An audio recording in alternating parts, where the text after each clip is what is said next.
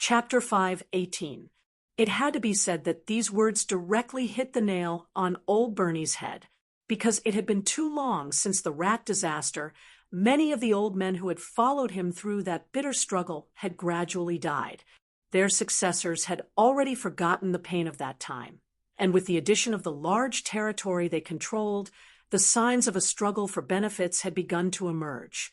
Although it hadn't reached the point where they would fight to the death, it was impossible for them to unite. Old Bernie could already imagine that if he were to die now, then in the next second, there would immediately be internal strife due to the unequal distribution of power. Perhaps the leaders of the underground guilds wouldn't even need to act, and the rat gang would fall apart on their own. No one was willing to see their life's work go down the drain like this. Moreover, no war creature leader was willing to let the descendants they had developed be ruthlessly exterminated by others. This was because war creatures had a very primitive and strong familial bond.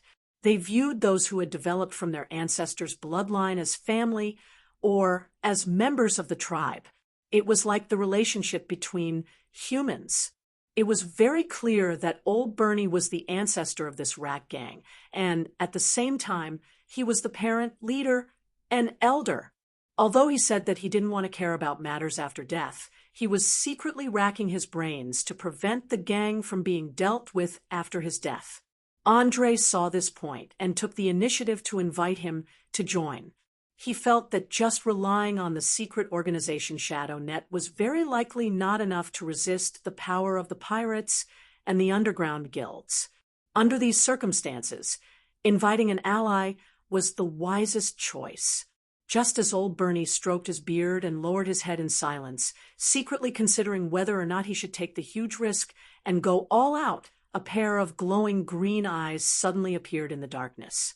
He or she took 2 steps forward and bowed deeply towards the old man, forcefully and emotionally saying, "Grandfather, I don't understand what you're still waiting for. Even an outsider can see our current situation.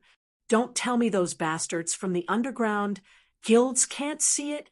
The reason they're still waiting is because they're afraid of your control over the gang, and they're afraid of another violent upheaval. I dare bet that as long as you release the news of your serious illness, there will soon be people who can't help but probe you. They've never given up on completely eradicating us from the start. This person's words are completely correct.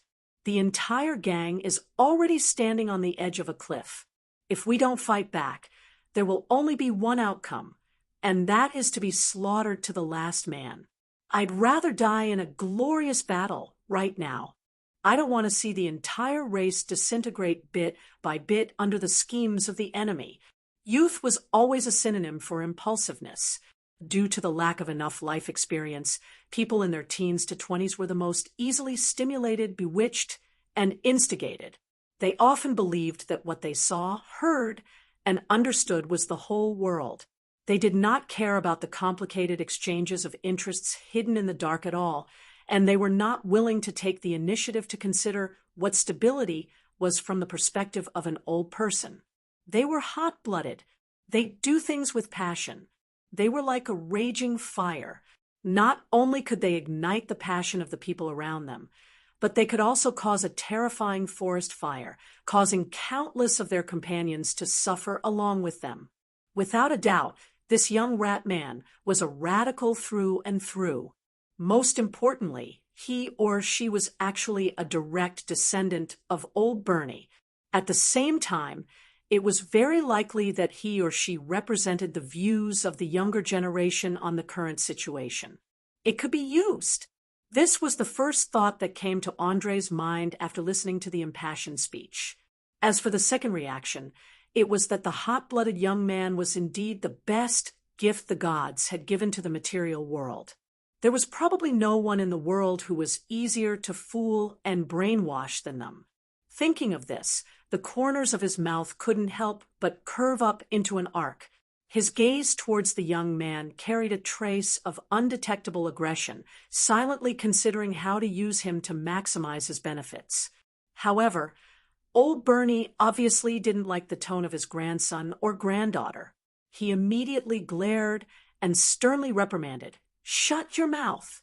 I'm not dead yet. It's not your turn to criticize me. Also, don't spread your dangerous words everywhere. This will reignite the tacit understanding between us and the underground guild." The young man was obviously not convinced. His face flushed red as he loudly retorted, "But no buts. Get out of here, right now." Before he or she could finish speaking, old Bernie impatiently roared loudly, completely disregarding whether the young man could get out of the embarrassing situation. One had to admit that the arbitrary behavior he displayed at this moment was perhaps his true self. The previous rogue attitude, threats, and even the fake friendly smile were all a disguise to deceive outsiders. "You will regret this. The entire clan will pay the price for today's hesitation and stupidity. Perhaps when the day comes that we meet again in the spirit world, you can still use your status as an elder to lecture me like this." The young rat man didn't continue to harass him. Instead, he coldly left behind a sentence that was enough to make a normal person have a heart attack. After that, he turned around and disappeared into the darkness. Andre noticed that although old Bernie forced himself not to lose his composure in front of outsiders, the beard on his mouth still stood up and down. Even his originally steady hands were slightly trembling. If the person who spoke just now wasn't a direct bloodline descendant, perhaps blood would have spilled on the spot. Silence. The inside of the cave was so quiet that even the sound of a needle dropping could be heard. As the supreme ruler of the cave, no one dared to make the slightest sound once old Bernie was enraged. Even Portia, who had always been bold, had subconsciously shrunk her neck back. Only the sound of his heavy breathing reverberated in everyone's ears. However, those who had truly experienced great winds and waves were different. After a few minutes, the old man forcefully suppressed his anger. He turned his head and stared coldly at Andre, asking, "Are you satisfied now?" "Satisfied? I'm very sorry. I don't quite understand what you mean." Andre still maintained a smile on his face, but in reality, he was purposely playing dumb. He was very clear that the old man was currently in a fit of anger, and any biased words would lead to intense hostility. Therefore, he chose to avoid this sensitive topic. At the very least, he absolutely couldn't bring it up before his emotions had completely calmed down. Seeing that Andre didn't respond to his words, old Bernie instantly realized that there was something wrong with his attitude. He immediately snorted lightly, "Humph, looks like you're the same as those spiders hiding in the shadows. You're all bastards that eat people without spitting out the bones, and you're always able to grasp our weaknesses. Overturn the rule of the pirates and underground guilds in Valen City? Only you can say that." Chapter 5:19. Why not? Could it be that they are so powerful in your mind that they have no weaknesses at all? You should understand that even if the trolls were almost unkillable and unbreakable, fire and acid would be enough to deal fatal damage to them. Even the earth elementals, whose bodies were made of solid rock, would lose their ability to move once they fell into a mud pit. There is no such thing as invincible in this world, and there is no such thing as a perfect creature or organization. The only reason you think they are powerful is because you haven't found their weakness. But this time is different. First of all, if the two of us work together, we won't be much weaker than the enemy. Second, I've found their weakness, a very fatal one. Last but not least, you don't have a second choice.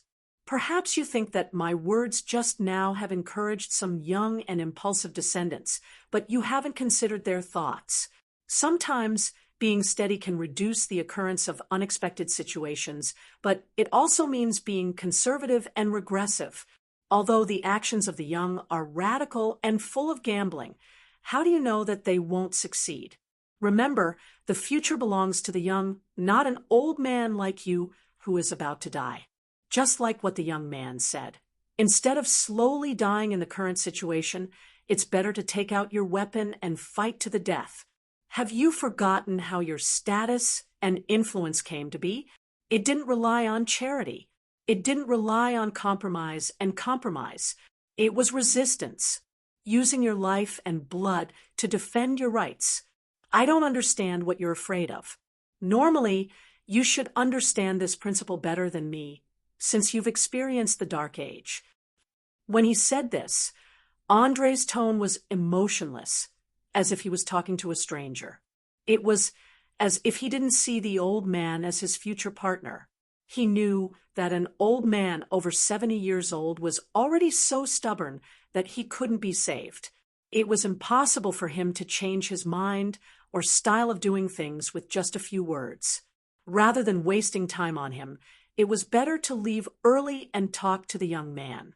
As a group of rat men that shared prosperity and loss together. As long as he dragged the young people down, he believed that the older generation wouldn't just stand by and watch them jump into a fire pit. When that happened, the entire rat men would be dragged down, and they would have no choice but to cooperate. From a certain point of view, this approach might seem very sinister, but in order to carry out the plan smoothly, Andre couldn't care too much about it. After all, in his opinion, failure was the most intolerable thing compared to a little reprimand from his conscience, especially in a situation where he could have won. Giving up at the last moment because of a little moral obsession was simply an intolerable mistake. Think about the fate of those famous people in history who insisted on moral principles. During the spring and autumn period, Song Xianggong obeyed the rules of battle at that time and allowed the enemy to cross the river and form a battle formation. As a result, he was mocked as a negative example for more than 2,000 years. Was he really that stupid? However, that was not the case at all. During the spring and autumn period, the rule of war between countries was to fight in formations. It was not like the Warring States period where everything was used. Even a person who was willing to abide by the rules of the times was like this, let alone other losers. People always liked to blindly worship those who succeeded. For example, the king of Yugo Jian, who relied on eating shit to get his revenge, Sun Bing, who also relied on eating shit to get his revenge, and Zhu Di, who also relied on eating shit to usurp the throne. History seemed to be playing a joke on us. Often, the more disgusting a person was, the more successful they would be in the end. The so-called good people were always lamentable sacrifices. Although Andre respected those who were truly virtuous, he didn't want to be one of them. Just like a poet who lamented, virtuousness is the epitaph of the noble, and despicableness is the passport of the despicable. But if words were translated into reality, perhaps 99% of people would choose to receive a despicable passport and not engrave a so-called virtuous epitaph on their tombstone. Without a doubt, Andre's words greatly affected old Bernie. He didn't even open his mouth to speak for a full 5 minutes. He stood motionless in his original position, as if he was immersed in his memories or contemplation. Even his original beast form unknowingly returned to his human form, and his eyes revealed a trace of depression. Fight. What a noble word. Many people were willing to give up their lives for it without any hesitation.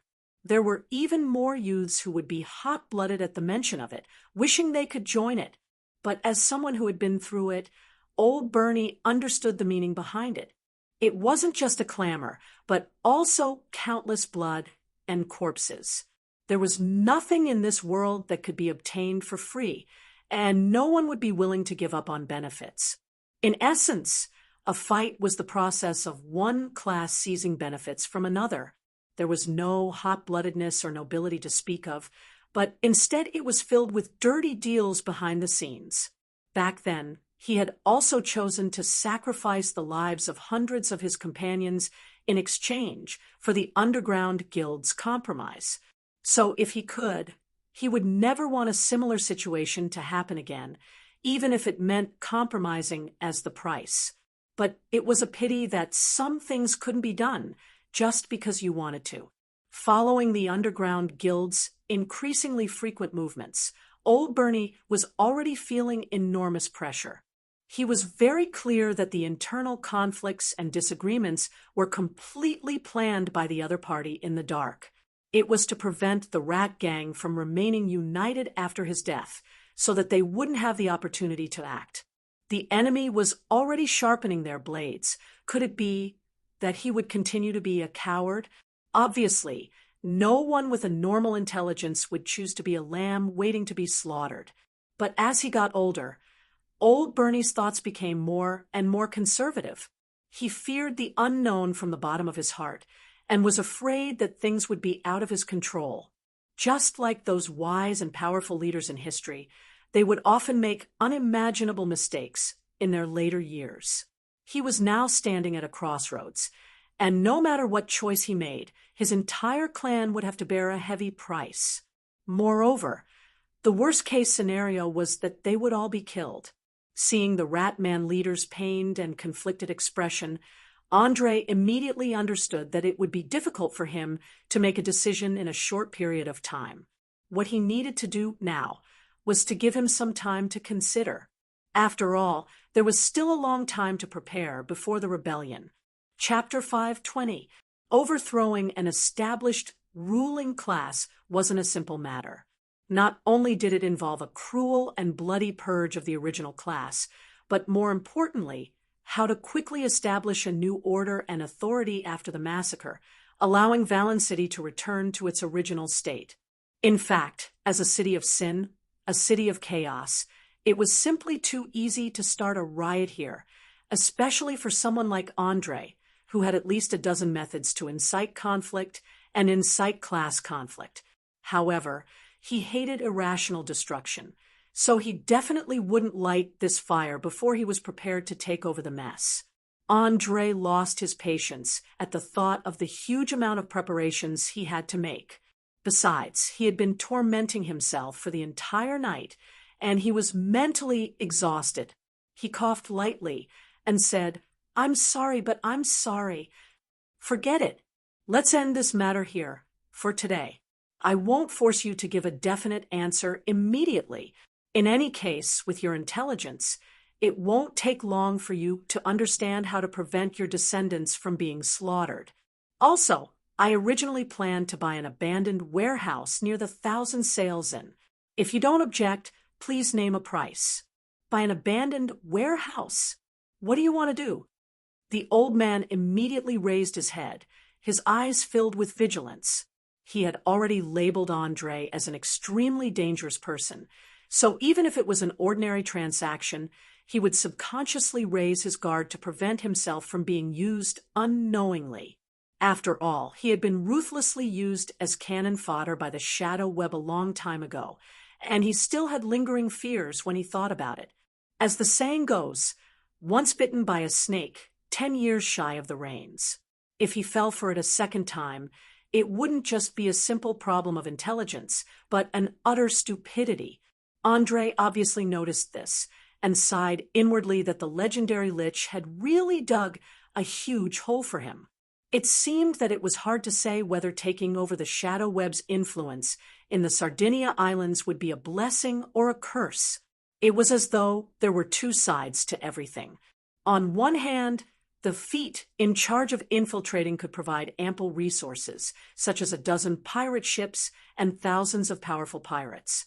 Most importantly, their identities were hidden.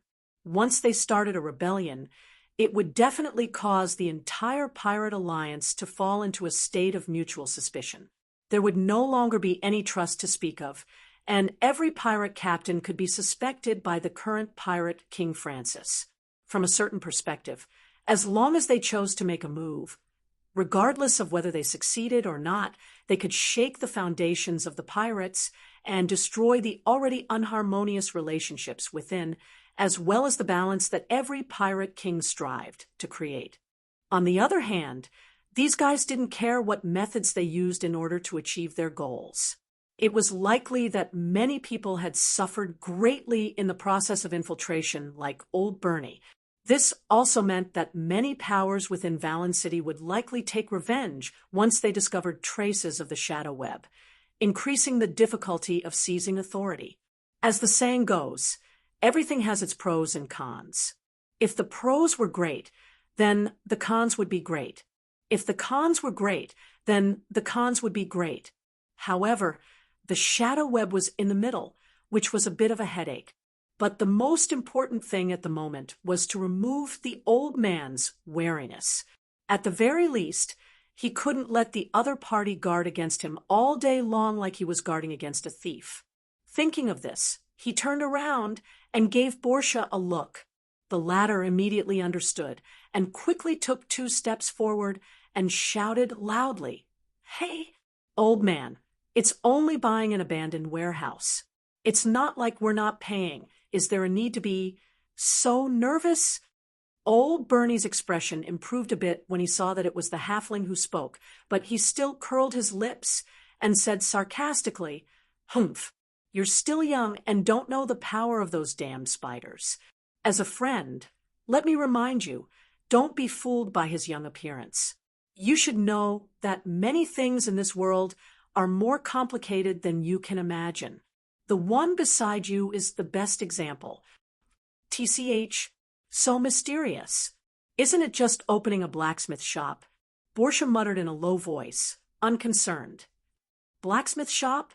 Old Bernie's expression became abnormally rich when he heard this word. There was surprise, doubt, and suspicion. His 2 shifty eyes kept looking between the group, as if trying to find out which one of them had the talent for blacksmithing. After all, due to the lockdown of the Green Sea Alliance, Valen City had always lacked talents in the field of metal smelting and forging. It was inevitable that a sudden appearance would cause endless wild and fanciful thoughts. "That's right. I'm planning to open a blacksmith shop. My main business is high-quality weapons and armor, and even a small amount of enchanted equipment. What, you're not going to be suspicious of even this, are you?" Knowing that he couldn't avoid it, Andre could only step forward and explain the reason. He didn't want to waste so much effort only to fail at such a small matter. "Damn it! You dare to sell military supplies without the permission of the underground guilds." Not only did old Bernie not calm down after learning the purpose of the warehouse, he even jumped up in agitation. He didn't dare imagine if the young man in front of him had gone crazy. He actually dared to provoke the most sensitive nerve of the guild leaders. In order to limit the power of the other small guilds in Valen City, the 6 major guilds had joined hands to control more than 90% of the weapons and armor in the market.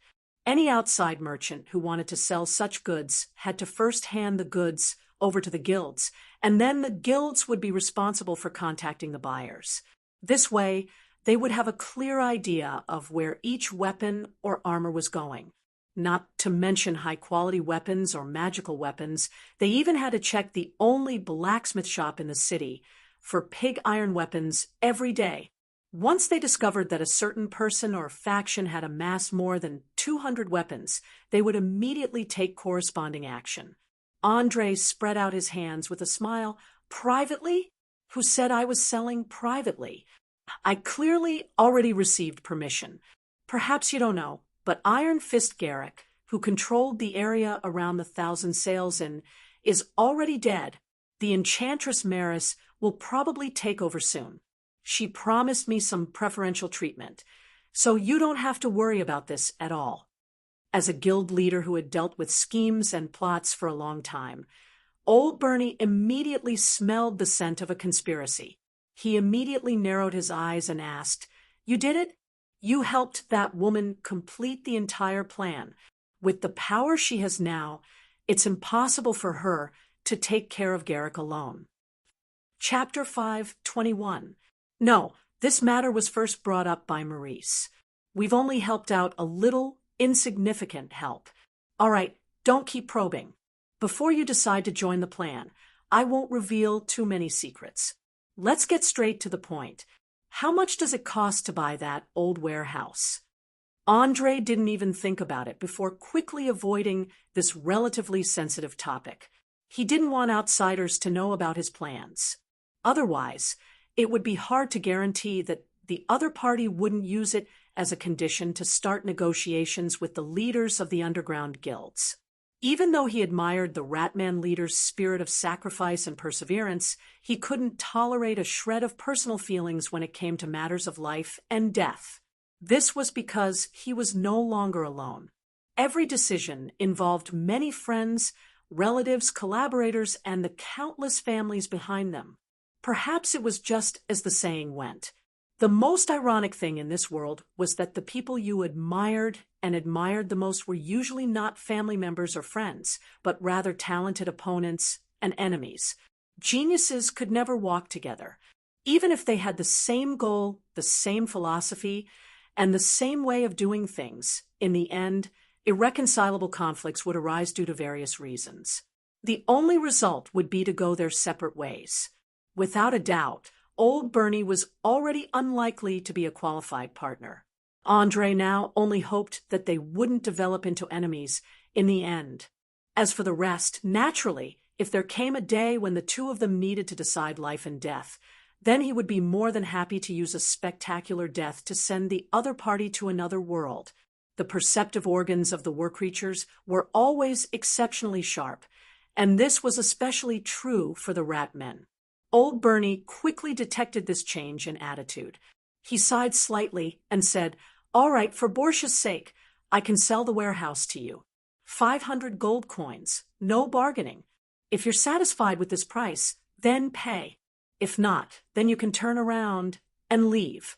Remember, the rat gang isn't a slave that you can order around as you please, nor is it a toy that you can trample on. Don't worry, I have no ill intentions towards your tribe, nor do I discriminate against war creatures. At the very least, I don't discriminate against those who are willing to abide by the rules." After saying that, Andre took out 5 bills and handed them over. Then, he bowed slightly and turned to walk out. The pitch-black passage might be a disaster for ordinary people, but for him, who had night vision, it was like taking a stroll after a meal. He didn't trigger a single trap from the beginning to the end, and he easily passed through the most dangerous areas. Borcia glanced at Andre's back with a complicated expression. She bit her lower lip and said to the old man, "Hey, old bastard, before I leave, let me give you a piece of advice. He's a very dangerous guy. It's best not to provoke him, or you'll die. Hee, little guy. You have to understand that some things can't be avoided just because you want to. I don't have any plans or reasons to confront him directly, but who knows what will happen in the future? Go ahead. I'm Bernie Ecclestone. I won't die so easily." Old Bernie smiled and waved his hand as he spoke, urging the halfling to leave quickly. He knew that Borcia had taken a great risk with her reminder. She had taken into account their many years of friendship. If she continued, she might endanger herself, so she took the initiative to end the conversation. Friendship was a very wonderful feeling, and its value was difficult to estimate.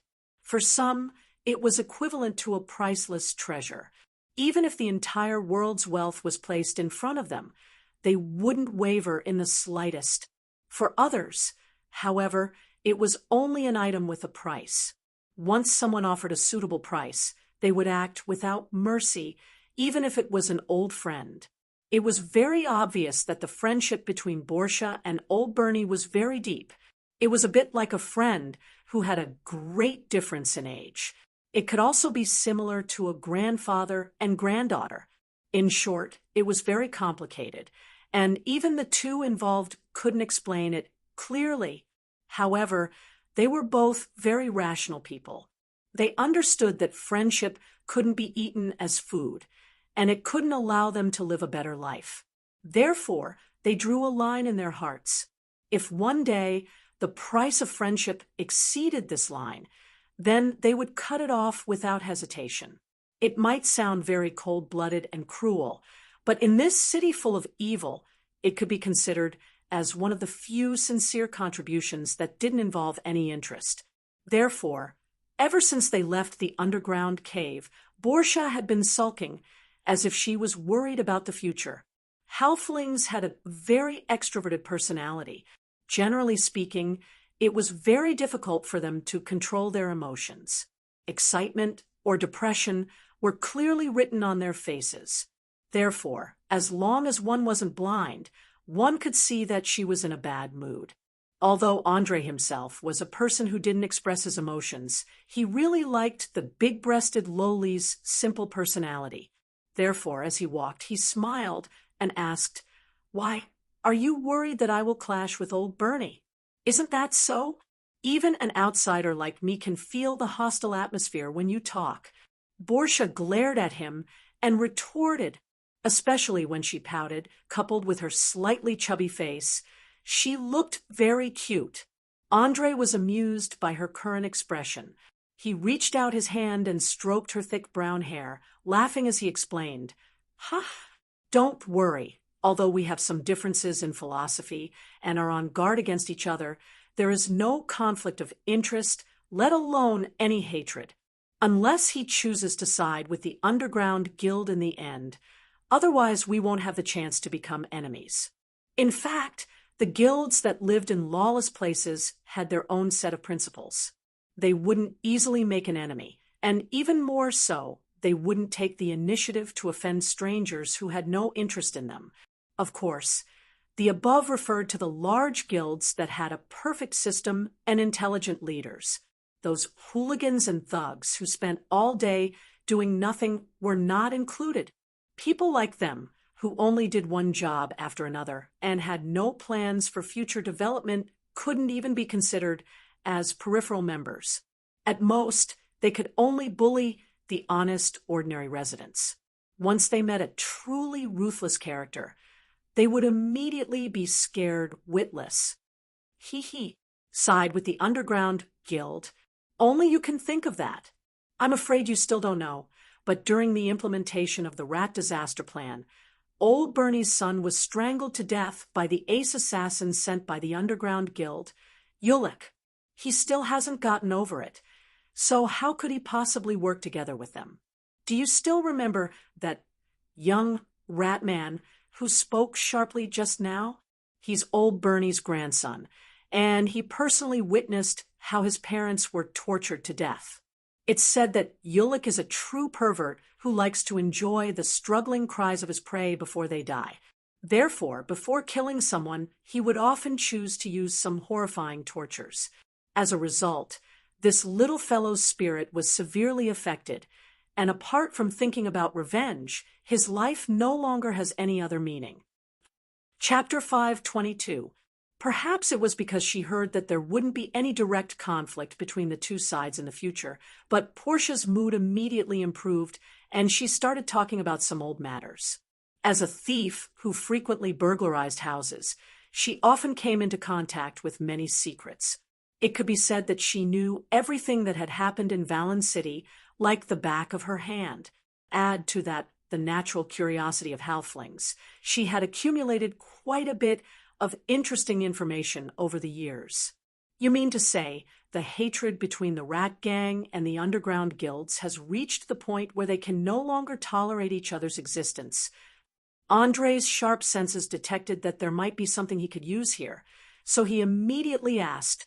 Portia didn't answer directly, and instead pointed at a dirty drain not far in front of them. That's the boundary between the rat gang and the underground guilds. Look carefully and see if there's any difference. Difference? After muttering to himself in a low voice, Andre furrowed his brows and started observing the surrounding situation. He quickly discovered that there didn't seem to be any shops doing business in this area. Even the passers-by unconsciously quickened their steps, as if they were avoiding something. The dilapidated wooden houses on both sides looked like they hadn't been repaired in many years. A few armed men with fierce gazes were loitering nearby, staring at each other across the drain. A tense atmosphere pervaded the air. It was obvious that one side was old Bernie's rat men, while the other side was made up of members of the underground guilds. It was hard to say which guilds they were from. Interesting, do they maintain this intensity of confrontation every day? The corner of Andre's mouth rose slightly as he asked playfully. The halfling thief shrugged helplessly and replied, "Of course. No matter if it's day or night, wind or rain.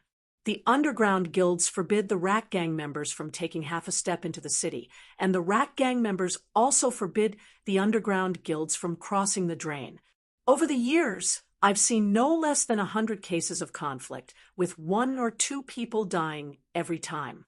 Do you think that in such a situation, even if old Bernie wanted to reconcile with the other side, his youthful and impetuous juniors would agree? I can't guarantee the others, but his grandson would definitely be the first to jump out and rebel. From a certain perspective, no matter how large a country or small an organization, they would never unconditionally submit to the leadership of a single person. Even those famous emperors in history would need to win over and unite a group of subordinates. Otherwise, if they persisted, they would sooner or later be betrayed by their subordinates.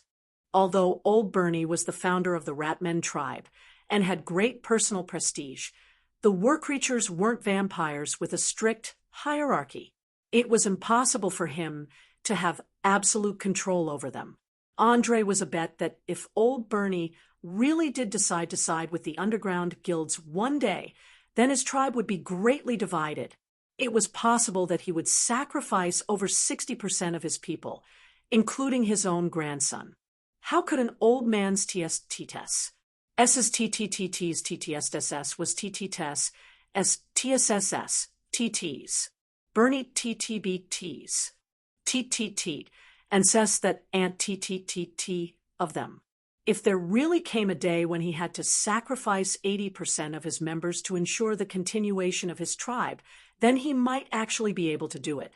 After all, the War Creatures had a primitive beastly nature, so the continuation of their tribe was often more important than the lives of 1 or 2 important people.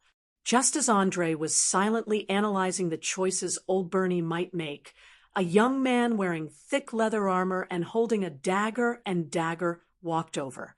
He bowed slightly to everyone present. "Good morning. I'm very happy to see you all here. If you don't mind, can we talk in a secluded place?" "You are." Hearing someone greet him, Andre quickly raised his head, but found that he didn't recognize the other person. To be more precise, he hadn't even seen him before. His intelligence had already reached 22, which had long since surpassed the limits of humans. He had a photographic memory, and if he had really met him, even if it was just once, it was impossible for him to not have any impression of him. We just met 10 minutes ago, but not in this form. Let me introduce myself. My name is Patty Ecclestone, and Bernie Ecclestone is my grandfather." As he spoke, an extremely complicated expression appeared on the face of this young man who looked to be around 20 years old.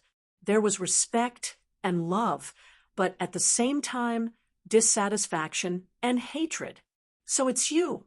It was clear that the person standing in front of Andre was none other than the hot-blooded youth who had fiercely argued with Old Bernie. He looked very similar to those cynical youths on Earth. His brows were always filled with anger, as if he didn't find anything pleasing to his eyes. This was especially true for his 2 blue eyes, which would occasionally sweep a cold glance at the people of the underground guild, making no effort to conceal the hatred in his heart. The youth who called himself Patty Ecclestone took a deep breath and nodded cheerfully. "That's right, it's me. When we're outside, unless it's a battle, we won't easily transform. In addition, I really admire the words you said to my grandfather, and I'm also willing to step forward bravely and fight to the death with the underground guild." Andre obviously didn't expect that he would be so lucky. Not long ago, he was still thinking about how to find an excuse to drag the rat gang down with him. Who would have thought that not long after, the opportunity would actually come knocking on his door? He didn't hesitate at all and directly probed. "Thank you for the compliment. I'm only speaking the truth. I believe your grandfather also knows this, but he's relatively conservative when considering problems and doesn't want to see another war erupt. But before we begin our conversation, I have to ask a question. How many people in the rat gang are willing to listen to your leadership?" Patty hesitated for a few seconds, as if he didn't want to answer this question. But after thinking about it again and again, he finally lowered his voice and said, "About a quarter to a fifth. They're all young people like me, and they don't want to endure the endless provocation and probing of the underground guild. They also don't want to see their companions and loved ones die in sneak attacks or assassinations. They plan to take some drastic actions to teach the enemy a lesson. Are you sure that doing this won't anger your powerful grandfather?"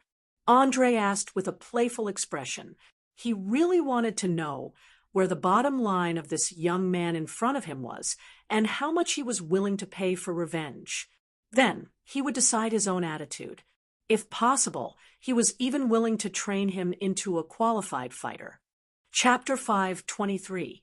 After all, the rat men were very good at infiltration, and destruction. If they could be used well, they would be able to play an unexpected role in crucial moments. This was especially true for large and medium-sized cities with well-developed drainage systems.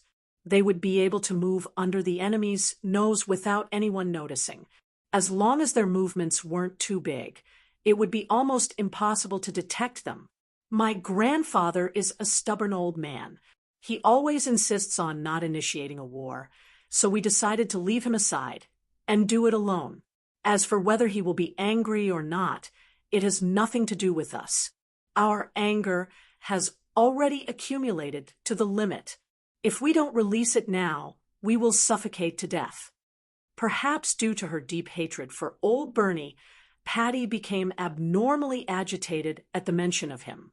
Her arms kept waving in an attempt to express her dissatisfaction. It was as if the other party wasn't her own flesh and blood, but some kind of enemy. There was no familial affection at all. Obviously, old Bernie might be a qualified leader, but he wasn't a qualified grandfather. At the very least, he had problems with communication. However, in this extremely backward world, most parents were actually more or less the same. They believed that a son would be born with a rod. Basically, if a problem could be solved with violence, they wouldn't speak at all. In any case, they would just beat the child until he or she completely obeyed their will. As for explaining the reason, what the hell was that? Very few adults were willing to calm down and talk with their children. They wanted to understand what their children desired, what their dreams were, and what their future plans were. Not to mention the commoners, even the nobles were the same. Many of the nobles' children didn't receive verbal education as a punishment the moment they made a mistake. Instead, they received a whipping that tore their flesh open. It was due to the blessing of strict discipline that most of the nobles' children were rarely truly useless after they grew up. Even if they couldn't become true heirs, they could still become qualified talents that the upper class needed. Many of the heroes and legends were born into nobles who couldn't inherit the title of nobility. Of course, after the children were punished, the elders of the nobles would tell them why they were whipped, what they did wrong, and how to avoid it. However, the commoners didn't have enough knowledge. Many peasants couldn't even accurately express their thoughts, let alone reason with them. Therefore, they only learned how to simply beat someone to death. After a long time, it was inevitable that all kinds of problems would arise. The more serious ones would even develop hatred. Andre didn't know if the young man in front of him was often beaten, but one thing he could easily determine was that he seriously lacked love, coupled with the fact that he was in his rebellious phase. No matter what old Bernie said, it wouldn't change this radical and reckless character. As the saying goes, the environment determines one's habits Habits determine one's character, and character determines one's destiny. Once a person had formed a fixed habit and personality, his entire life could be predicted. Many fortune tellers and prophets relied on this to swindle others. In fact, it was just a method to judge one's behavior through observation and analysis. It was the same principle as the saying, 3 years old can see the old. After getting a general understanding of Patty's character, Andre couldn't help but chuckle and shake his head. Friend, your approach is too extreme, and you've been completely blinded by hatred. You don't even know the strength of the enemy. How can I agree to discuss cooperation with you in such a situation? Andre chuckled and shook his head. Cooperation? When did I say that I want to cooperate with you? Patty looked confused. Oh, since it's not a cooperation, why are you looking for me? Andre asked with a slight frown. He originally thought that the young man was looking for him for help, but now it seemed that he had another purpose. Patty turned his head and glanced at the members of the underground guild in the distance. After confirming that they didn't turn their attention to him, he lowered his voice and replied, It's very simple. We need weapons, armor, and tools. As long as you can provide these, we can secretly launch a revenge operation. We can use blood and death to warn them of the consequences of provoking the rat gang. After hearing this, Andre's mouth twitched uncontrollably.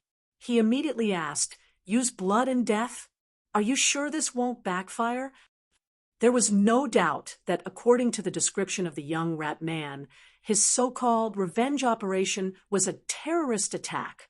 By killing the members of the underground guild, he could force the other party to compromise or retreat. If possible, it would be best to catch the murderer of his parents and tear him to pieces. However, the actual effect of this method wasn't great, and it could easily lead to a more violent backlash. It was just like the religious fanatics in the Middle East who used suicide attacks to fight against foreign invasions. Not only would they fail to achieve their goal, but it would also lead to more terrible atrocities. In fact, in the battle between countries or large organizations, poisoning, assassination, terrorist attacks, and other methods were always the most unorthodox methods. Unless the opponent was a group of mobs, the results would be completely opposite. However, Patty obviously didn't think so.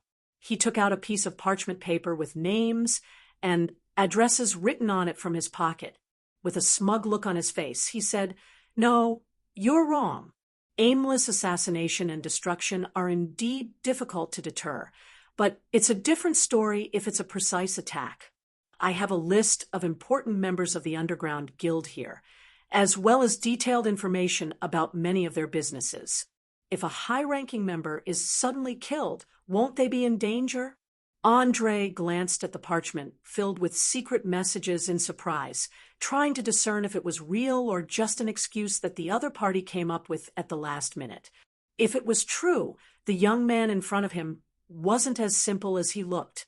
Either there was someone guiding him from behind, or someone else had beaten him to it and wanted to use him to achieve some unspeakable purpose. Big trouble.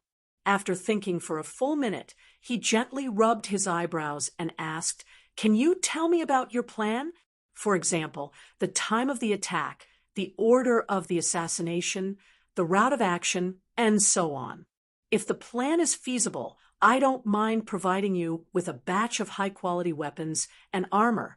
Of course, you still have to pay. Letting the underground guild be exhausted from running around and not have the time to care about what was about to happen to the pirates was one of the plans. Now that someone suddenly wanted to take the initiative to take on this thankless task under normal circumstances, he should have no reason to object. However, there was one thing. Andre's character tended to be cautious and rational, so he hated too many uncontrollable factors in his plans. Therefore, if he couldn't confirm who was behind the young rat man to take the initiative to provoke the conflict, he wouldn't be able to sleep at ease. Chapter 524. I'm very sorry, but I can't reveal any information about this. Paddy didn't hesitate at all, as he shook his head and refused.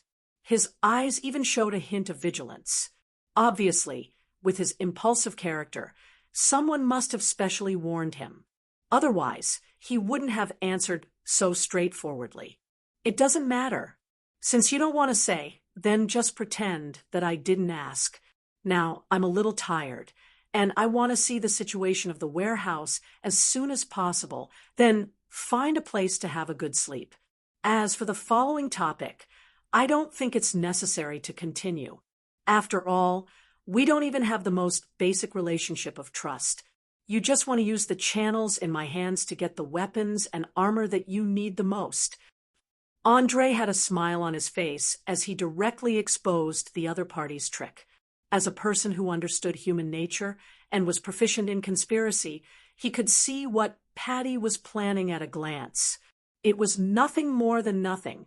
Paddy would first get the equipment from him, then attack the warehouse or business of the underground guild, and use the loot to pay for the payment. If he could really succeed, then it would be fine. But if he failed, not only would he not get the money, he might even be implicated. This would cause the leaders of the underground guilds to notice that something was wrong in advance. At that time, not only would they not disturb their attention, they might even find out about the plan of the shadow net. No one who could climb to a high position was an idiot, especially the leaders of the guilds who had been dealing with complicated interests for a long time. Their perception of danger was amazing. Often, before the enemy had even made a move, they would be able to sense the unusual atmosphere on the street. Paddy didn't expect that the other party would see through his plan at a glance and didn't leave any room for negotiation. For a moment, he was stunned on the spot. There were several times when he wanted to open his mouth to explain, but he didn't know what to say. He stuttered, and his face turned red. Seeing his embarrassed appearance, Andre couldn't help but sigh. He secretly felt a little disappointed. He originally thought that even if this young rat man didn't learn 1/3 of old Bernie's skills, he should at least know the skills of negotiation. Even if he didn't know, he should at least learn the tricks of pestering. Unfortunately, the reality was the exact opposite. He did not have enough IQ to analyze the current situation, nor did he have extraordinary EQ or tactful means. Most importantly, he liked to think that he was smart. It was hard to imagine that old Bernie would have such a useless grandson. It was no wonder that after the discussion, the old man's expression was burning with anger. He was probably completely disappointed in him. Looking at the young man's panicked eyes, Andre deliberately slowed down his speech and slowly said in a warning tone, "Remember, if you still want those weapons and armor, get the real mastermind behind the scenes to talk to me. You're too inexperienced to understand the sinister intentions behind this, let alone what this means. I don't want to teach you a lesson, and I don't want to tell your powerful grandfather, but I do have a word of advice for you. Use your brain more, and don't be fooled by others." I don't understand what you mean. Paddy was like a cat whose tail had been stepped on. She instantly jumped up and retorted loudly. Anyone who was not blind could tell that she was guilty. "You're on your own." Andre did not want to continue talking nonsense. He lightly patted the young man's shoulder and turned to walk in the direction of the abandoned warehouse. He was very clear that as long as Paddy went back and conveyed his message, the mastermind behind the scenes would definitely take the initiative to look for him. By then, he would know who the mastermind was and what their purpose was. "Kid, go back obediently. This kind of dangerous game is not something you can play." Bordia obviously knew old Bernie's grandson and kindly warned him before she left. Then, she quickly caught up with her companions in front. As the time they had known each other and encountered more and more things, she increasingly felt that Andre's background was not simple. Although she did not even know his real name, from the way he spoke and dealt with problems, it was definitely not something that an ordinary noble child could do. After watching the group leave, Patty lowered her head with a dejected expression. She gritted her teeth and cursed in a low voice. Damn it! Damn it! I actually screwed up this matter. What should I tell Mia when I go back? She'll definitely think I'm an idiot. The old warehouse that he bought from Old Bernie was located near the docks in the lower city and was less than 300 meters away from the Thousand Sails Hotel. It happened to be the outermost area that was previously under the jurisdiction of Iron Fist Garrick. However, because it was too close to the area controlled by Old Bernie, it had always been in a state of neglect. The rat men did not dare to expand outwards for fear of raising the vigilance of the underground guilds. The underground guilds did not want to excessively provoke the rat men, so they were not too willing to do business nearby.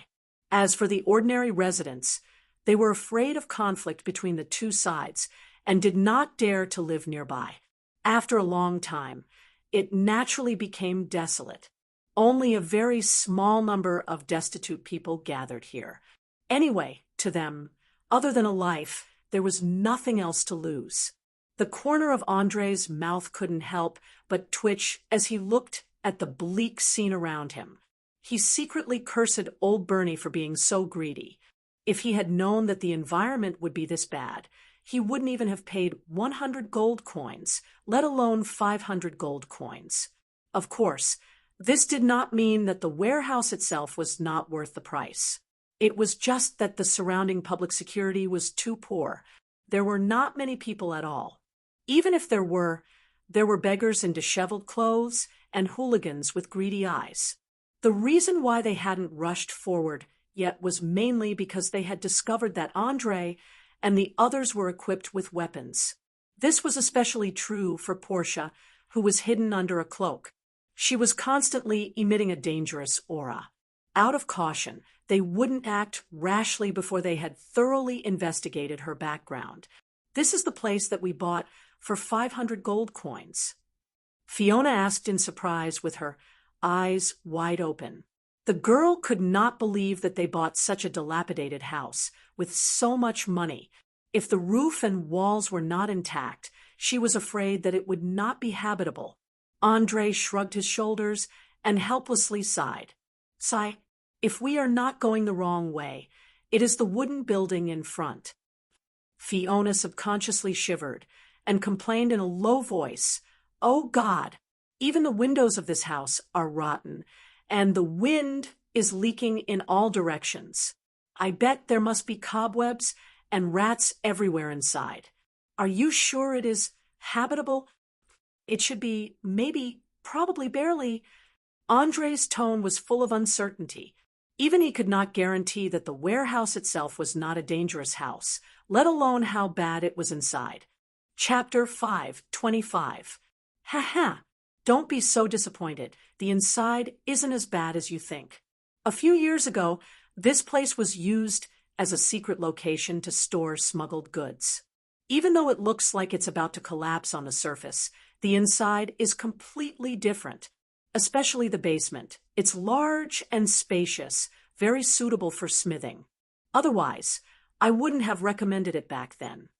Seeing that the two's expressions were getting uglier and uglier, Boscia immediately jumped out and blinked her eyes, using a playful tone to explain. I hope you're right. Let's go. No matter what, we have to go in and take a look. If it really doesn't work out, we'll find a nearby hotel and make do with it. Also, if we don't leave now, the people following behind us might come looking for trouble.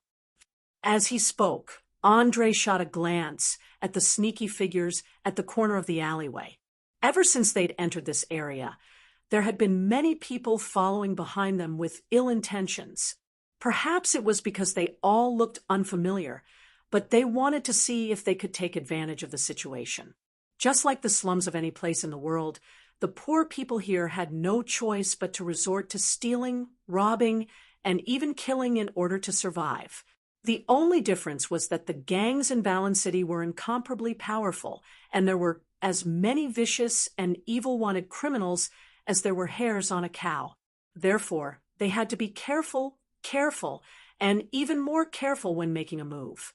Otherwise, if they provoked a truly ruthless person, the outcome would be 100 times worse than death. But Boscia didn't seem to care, and even had a disdainful expression on her face. She smiled and curled her lips. Ha! With just them? Don't worry. These guys are all losers who can't make a living. Otherwise, they wouldn't be living in this godforsaken place. Most of them don't even have a decent weapon, so they can't pose any threat. Moreover, they're only observing and have no intention of making a move yet. No matter what, these people are a threat. I don't want to cause any trouble for the time being, and I don't want to attract anyone's attention, so it's best to avoid them as much as possible. With that, Andre strode into the old warehouse that didn't even have a door, no longer paying any attention to the little tail following behind him. After all, this place was still Old Bernie's territory in name, and if someone didn't open their eyes, then the Rat-Man would definitely use his teeth and claws to make them understand how to spell the word death in the common language. As soon as he entered, a strong, moldy smell assailed his nostrils. Due to Valen City's proximity to the coast, the air was generally very humid. No matter how luxurious a residence was, it would inevitably become moldy if no one lived in it for a long time. There were even mushrooms growing in the dark corners. Glancing at the thick layer of dust on the ground and the dense spider webs above his head, Andre heaved a sigh of relief. At least it wasn't as bad as it looked from the outside. Although it was a little dirty, he could hire someone to clean it up, especially the main body of the house, including the roof, the walls, and the supporting structure. There didn't seem to be any major problems. At least it was worth the money. The only troublesome thing was the colorful, hairy spiders. Each one was around 10 centimeters long, and he didn't know if they were poisonous. In any case, he didn't want to be bitten at all. As for the rats, they were everywhere and weren't afraid of people at all. They even stood up curiously when they heard the footsteps and stared at the intruders, as if questioning why they had intruded into their home. Looks like this place won't be suitable for people to live in before the big cleaning, Andre muttered to himself as he rubbed his finger on the wooden table. He discovered that the dust had accumulated to a thickness of 4 millimeters, and estimated that this place had been abandoned for at least 3 to 5 years. Portia didn't reply, but instead carefully searched for something on the ground. Not long after, she found a door handle near a pile of junk. She pulled it with a bit of force, and a loud noise instantly rang out. Bang! The dust that had accumulated for a long time was completely blown up and rapidly spread to the surroundings. From afar, it looked like a sandstorm, causing the group to cough. Cough, cough, cough, pa, pa, damn it! What the hell are you doing? Fiona, who had accidentally inhaled a lot of dust, spat out the dirt in her mouth and complained loudly. She looked as if she had just crawled out of the soil. Her hair, clothes, face, hands, and neck were all covered with dirty dust. Ha ha. Sorry. I just wanted to open the entrance to the basement. This place has been closed for too long, so the interface should be a little rusty. I used a little too much strength. Portia shook the dust off her body and apologized with a mischievous smile. However, from her expression, it could be seen that she was just being perfunctory and had no intention of sincerely apologizing. The nature of the halfling race was that they liked to play pranks, especially when they were bored. They would definitely do something to liven up the atmosphere. Generally speaking, the one who had the best relationship with them was often the one who was most offended. Obviously, the one who had the best relationship with the big-breasted lowly in the team was neither the seemingly unfathomable Andre nor the unconscious Mabel, but Fiona, who called her sister. Andre could almost guarantee that this troublemaker, who was less than a meter tall, did it on purpose. Otherwise, with the dexterous hands and tools of the thief, there was no need to make such a big noise. However, he did not point it out and only gave the halfling thief a warning look. Then he went to the entrance and looked down. Soon, he found a huge hidden underground space. In the basement of more than 100 square meters, there were various kinds of beds, fireplaces, stoves, vents, tables, chairs. Almost all the daily necessities were available. Other than the quilt, which had been completely chewed up, the rest of the items were relatively well preserved, especially the quicklime scattered in the corner, which was very good at suppressing the humid air. It was many times better than the one above. How is it? The place I recommended is good, right? Just this basement alone is worth 500 gold coins. If you dig it up yourself, you will have to spend at least twice as much, and it will take more than half a month. Portia proudly introduced.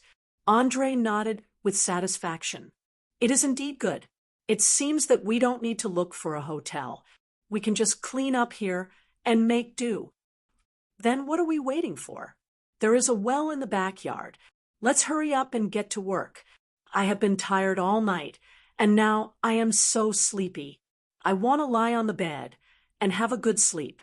After saying that, Portia immediately picked up a wooden bucket and quickly ran into the backyard. There was no doubt that she was a typical person of action. After a while, she came back with a bucket of water and began to sprinkle water, sweep the floor, and wipe the table. She was very busy. Chapter 5:26. Seeing that someone had taken the lead, Fiona hurriedly cleared out a bed and helped her brother onto it. She rolled up her sleeves and joined in. As a poor fisherman's girl, her work speed was obviously much faster than the halflings. In just a few minutes, she had cleared all the unwanted things out of the basement. As for Andre, he could only help with some physical work, such as fetching water, dumping garbage, carrying sundries, and so on. Although he had been living like a prince for some time, he had lived in a poor mountainous area for several years after coming to this world. He had done a lot of household chores like this.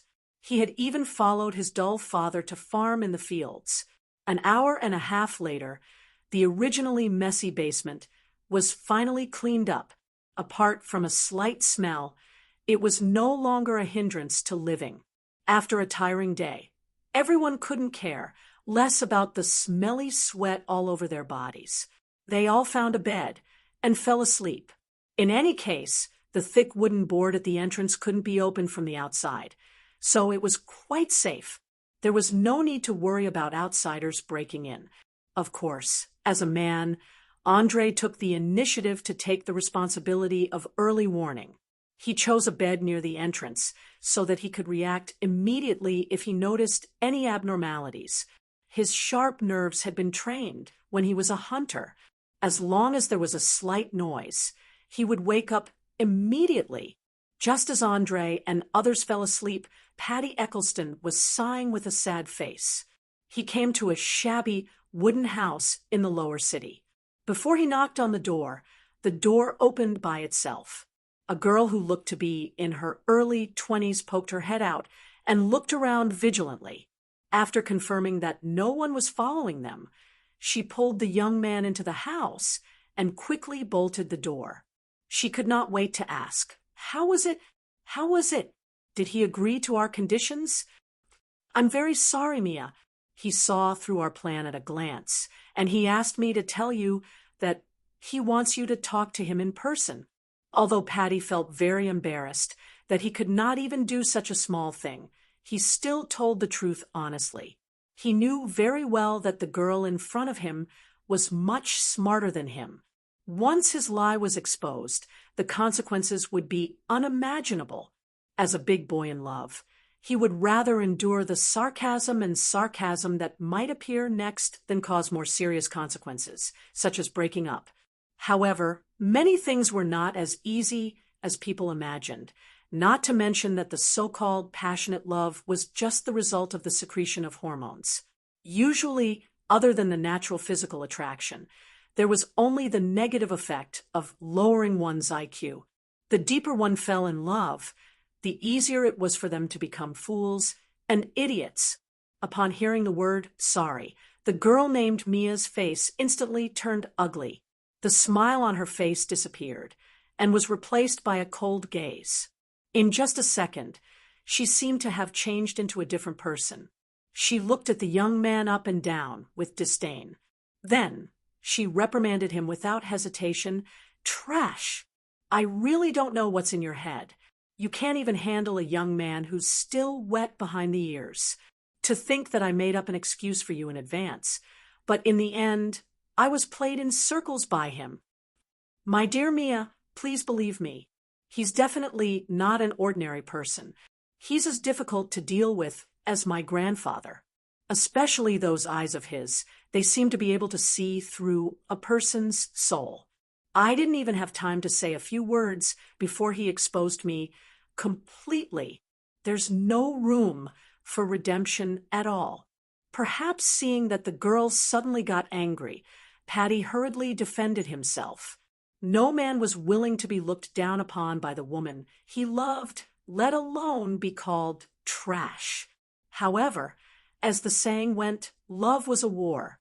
If one party loved the other more deeply, it meant that he would have to pay more in this protracted tug-of-war and would always be at a disadvantage. After all, the more one was afraid of losing something, the easier it was to be timid. After the first compromise, the second, third, and fourth would follow. In the end, it would become a habit. It was obvious that Paddy was used to the girl's dominance and did not dare to resist at all for fear of making her unhappy. However, he also wanted to show his manly side. The result could only be a tragedy. Believe you? Huh. Mia pursed her lips and snorted lightly. She then poked the young man's chest with her finger and asked loudly, "Tell me, since we've known each other, has there been anything you've been able to do in one go? And how many times have you messed up your plans and needed me to clean up after you? You're a man. A man. You understand? You always let women show themselves in public. Aren't you afraid that those greedy bastards will make a move on me? This is Valen City. There are no laws, no morals. Apart from money, there's only chaos and sin. I don't want to be stripped naked one day and raped by a dozen disgusting bastards." It had to be said that her words were extremely damaging to any man with even the slightest bit of self-esteem, not to mention a young man in his early 20s whose blood was boiling. Paddy was so agitated that his face flushed red. He grabbed the girl's shoulder and roared, "No, of course not. I'd rather die than let you come to any harm. Please give me another chance.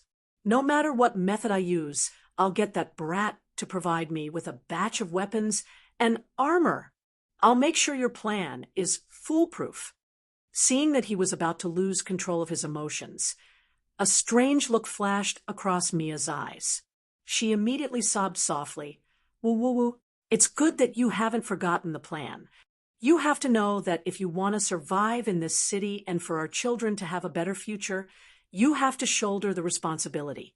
You have to build up your own power. Otherwise, you'll end up like your parents and be tortured to death. I'd rather commit suicide now than let my children see their parents lying in a pool of blood. I understand. I understand. I understand everything you're saying. And I'll never forget that executioner Yulik. One day, he'll pay for what he's done. The price of blood." As someone who had personally seen his parents being tortured to death by the enemy, Paddy was deeply affected by this matter. He was instantly filled with hatred.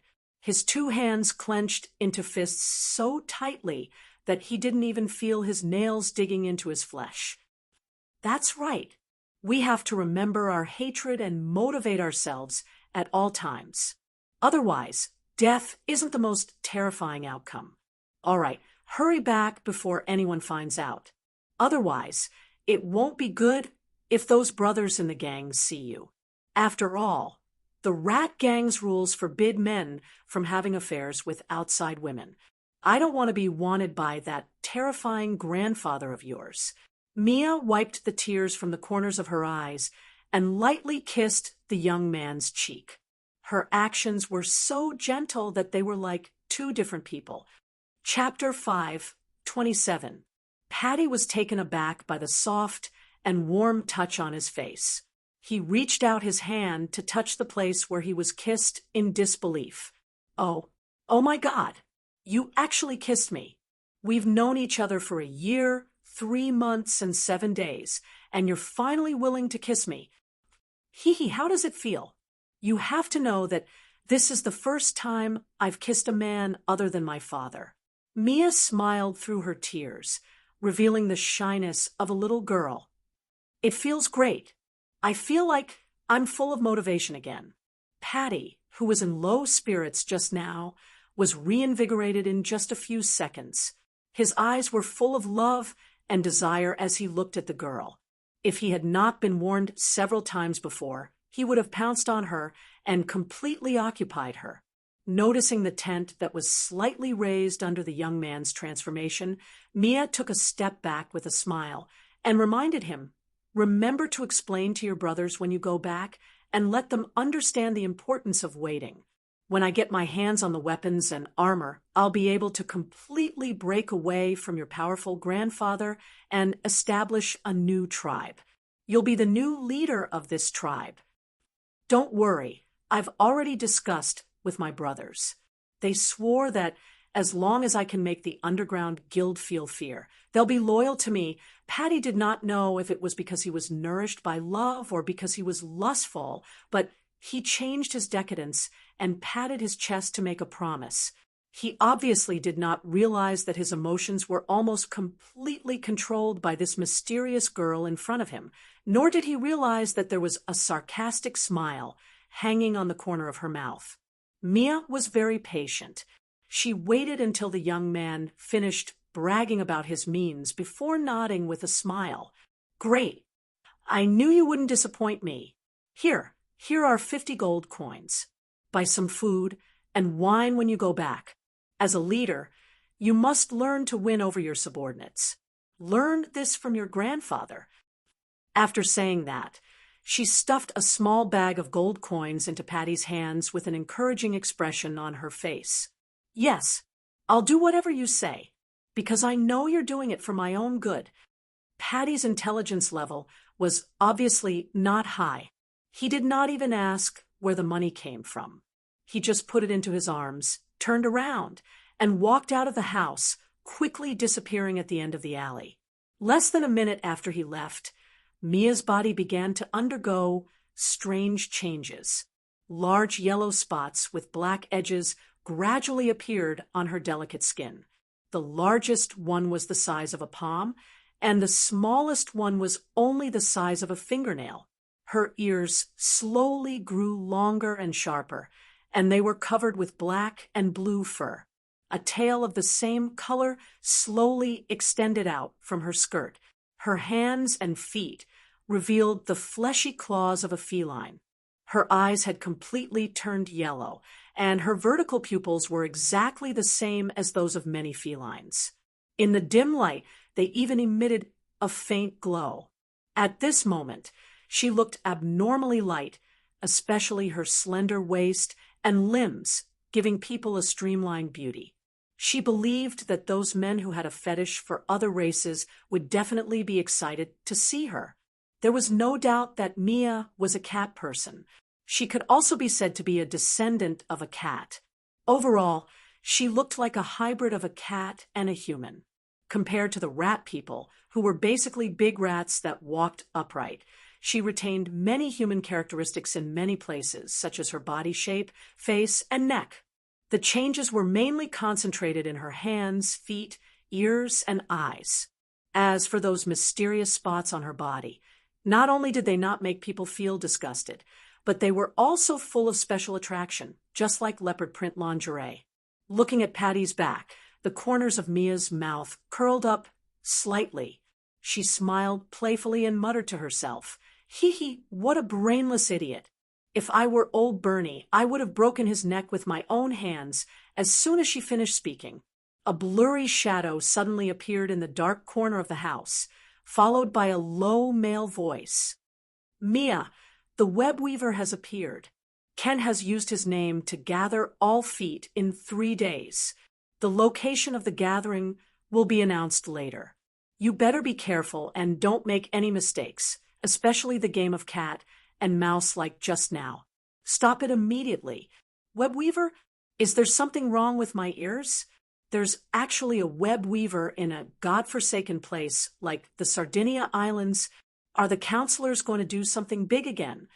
The beast form Mia licked her meaty palms, and 2 beams of light shot out from her eyes. The black shadow sighed helplessly and explained, I don't know, and I don't want to know. Remember, we are the feet in charge of execution. We only need to listen to orders. As for thinking, it's a matter for the higher-ups. If you forget your duty, you should know the consequences, even if I remind you. Please, I'm just asking. Don't be so nervous. Mia wagged her tail and began to act coquettishly. Perhaps it was the side effect of the transformation, but her words and actions were as unpredictable as a cat's. From time to time, she would make some actions like licking her claws, wagging her tail, and scratching her ears. Although she looked very cute and seductive, the black shadow obviously did not fall for it. Damn it! Hurry up and change back to human form. If the web weaver sees your current appearance, all of us will be in trouble. Remember, you are a ruthless cat person, not a mistress kept by those nobles, and not an ignorant little girl. Don't make this disgusting expression. It won't help you improve your status at all. The reason why I allowed you to join the organization was because I saw your potential in infiltration, but you're actually playing a cat and mouse game with old Bernie's grandson. You know how dangerous this is? That old man is one of the very few people who know the details of the organization, and he's not as decadent as he looks on the surface. All these years, he has been secretly investigating and even exchanged information with several leaders of the underground guilds, directly causing many of our plans to be obstructed. So far, we haven't even had a spy who infiltrated the other party's internal high level. Now that the Honorable Web Weaver has appeared, I don't want any accidents to happen during this period of time. Most importantly, don't try to seduce him or play with those self-righteous little tricks. Otherwise, you should know what I will do. The black shadow threatened in a lofty tone, especially that pair of scarlet eyes that flashed and disappeared, giving a chilling feeling. Even someone as bold as Mia could not help but shiver involuntarily. Then, the cat part of her body quickly disappeared, and not long after, she returned to her girl-next-door appearance. She did not dare to talk back at all, and obediently put one hand on her chest and bowed. Understood. Your orders are my will. Chapter 5:28. Seeing Mia's obedient appearance, the shadow finally nodded in satisfaction. Very good. I hope you can do as you say. I still have other things to deal with, so you should deal with the trouble at hand as soon as possible.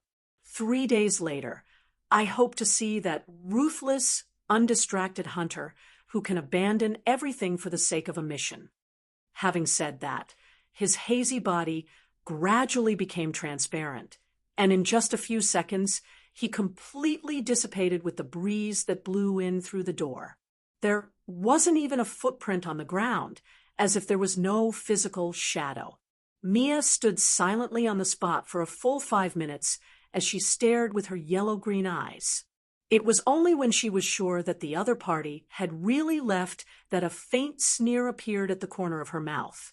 She muttered to herself, "Humph, he just joined the organization a few years earlier than me, and his position is just a little higher than mine. How dare he try to ride on my head and shit all the time? He should take a look at himself first. Perhaps the appearance of the web weaver is an opportunity. I must find a way to attract his attention. It seems that not only can the splitting plan against the rat men not be stopped, but it also has to be sped up. As the saying went, Where there were people, there would be differences in interests or ideologies, and differences would extend to factions and conflicts. Even those in the good camp were no exception in this regard, let alone a group of evil organizations hidden in the dark, ready to overthrow the rule of a certain area at any time. Any member who took the initiative to join the shadow web was definitely not a good person. Everyone had a clear goal. Perhaps it was the desire for power, or the obsession for money, or some sense of accomplishment from playing with the enemy in the palm of their hands. In short, it was simply a fool's dream to expect them to cooperate intimately with each other regardless of their personal gains and losses. Obviously, Mia was very disgusted with the Shadow's constant bossing. If not for the fact that she knew that the Shadow's strength and status were above hers, she would have fallen out with him directly. However, as a cunning Catwoman, she knew that many times forbearance was the only way to victory.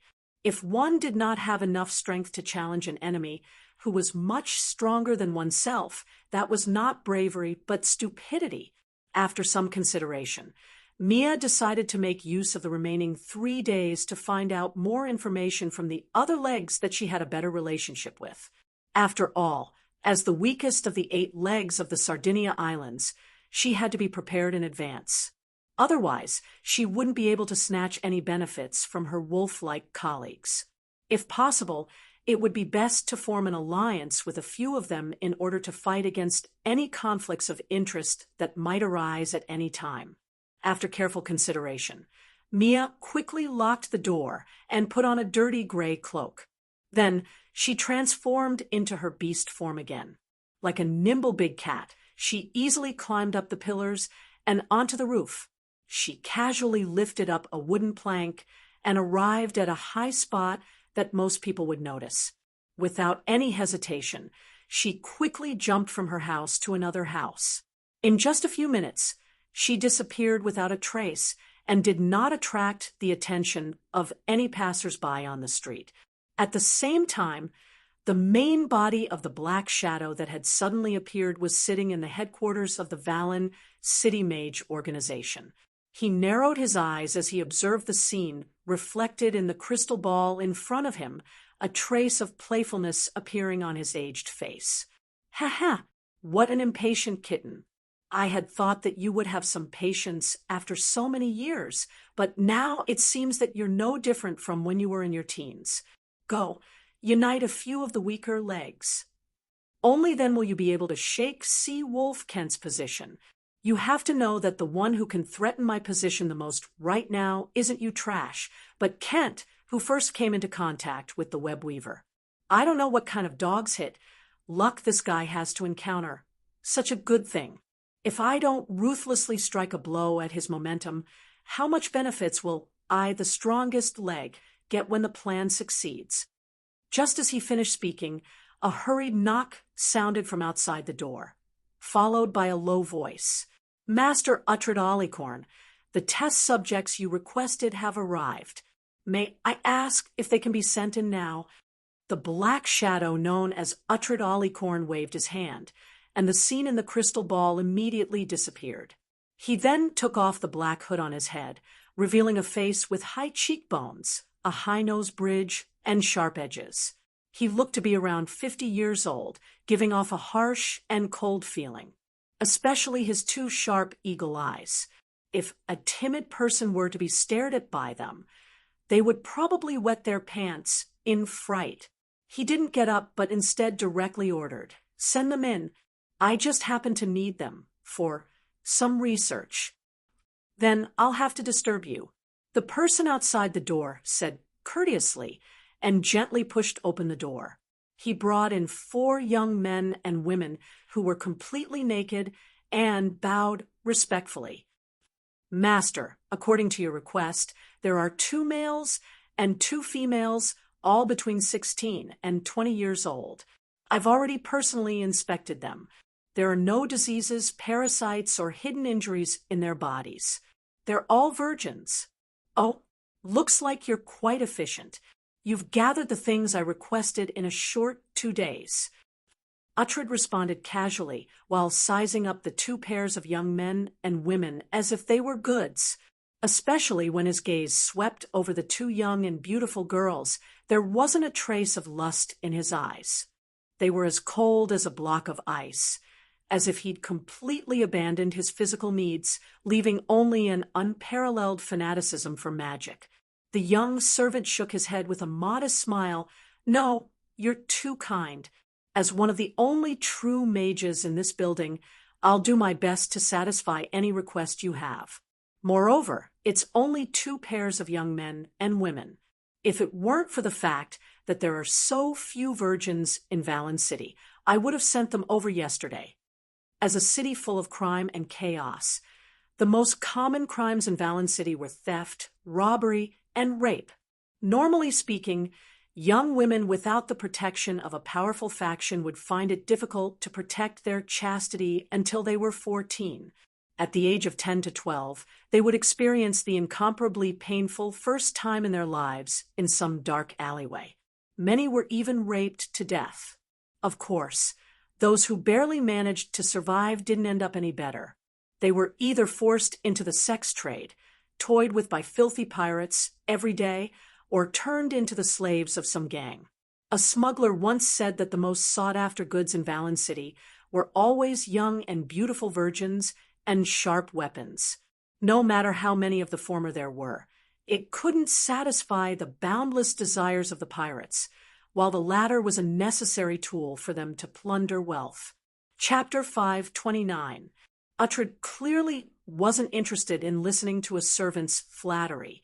He immediately waved his hand impatiently, indicating that the other party could leave. He didn't even bother to say a word. Although the young man still wanted to continue currying favor with this mage with an extraordinary status, he didn't dare to disobey the order. He could only helplessly bow and then greedily glance at the two naked girls' bodies. Only then did he reluctantly leave the room, closing the door behind him. Humph! Another idiot who can't even control his lower body. He actually has delusions of becoming my apprentice. Uhtred clearly saw everything that happened just now. At this moment, his face was full of disdain. If it weren't for the fact that the young servant was quite diligent in his work, he would have already rewarded him with a magic missile. After looking down on the servant, he once again shifted his gaze to the two pairs of young men and women. He then pointed at the huge sink in the room and said, "All of you go in and start mating in pairs. Remember, before I say stop, none of you are allowed to stop." Mating? One of the cute girls with freckles on her face opened her mouth wide in shock. Her face instantly flushed red, not daring to believe that these words came out from the mouth of a mage. That's right, mating. If you don't understand the technical terms, then I can change it to a more common one. That is, go in and do what men and women should do. You understand? Uhtred stared at her with his sharp eyes and berated loudly. The girl was so frightened that she shivered. She hurriedly shut her mouth and nodded her head. At the same time, she secretly sized up the two boys beside her, as if comparing which one looked more handsome. However, she clearly forgot that most of the time, the choice wasn't in the weaker party's hands, but in the stronger party's. Uhtred, who had always hated talking nonsense, casually divided the men and women into two pairs, following which he forcefully poured an aphrodisiac down their throats and drove them all into the water tank. Not long after, obscene sounds rang out, for shining white bodies continuously collided with each other, the intensity of which was no less than an intense battle. While the young men and women were enjoying the first sexual activity in their lives, they didn't notice that the liquid in the sink was beginning to turn dark red, but it was also slightly black. Soon, it entered their bodies through the pores on their skin.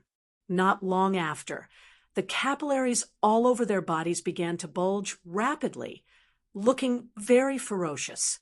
As the unknown liquid flowed through her body along with her blood, there were completely different reactions between the men and women. Two of the men became abnormally manic, especially the veins on their hands popping out. They did not have any tender feelings for the fairer sex as they unscrupulously ravaged her white and tender skin. In just a few seconds, a large number of purple handprints were left behind. As for the females, they seemed to have completely forgotten about their pain. Their eyes flickered with a strange red light, and their faces were filled with unrestrained and incomparable happiness. Even their original shyness was replaced by seductive cries. From beginning to end, Uhtred had been paying attention to the changes in the sink. Only when the four subjects gradually began to tremble and twitch did he grab a handful of purple powder and chanted in a low voice, "The most beautiful creature from the bottomless abyss, please heed my call, pass through the cracks of the material world, and come before me. In return, I will offer you a generous sacrifice. Please your evil soul."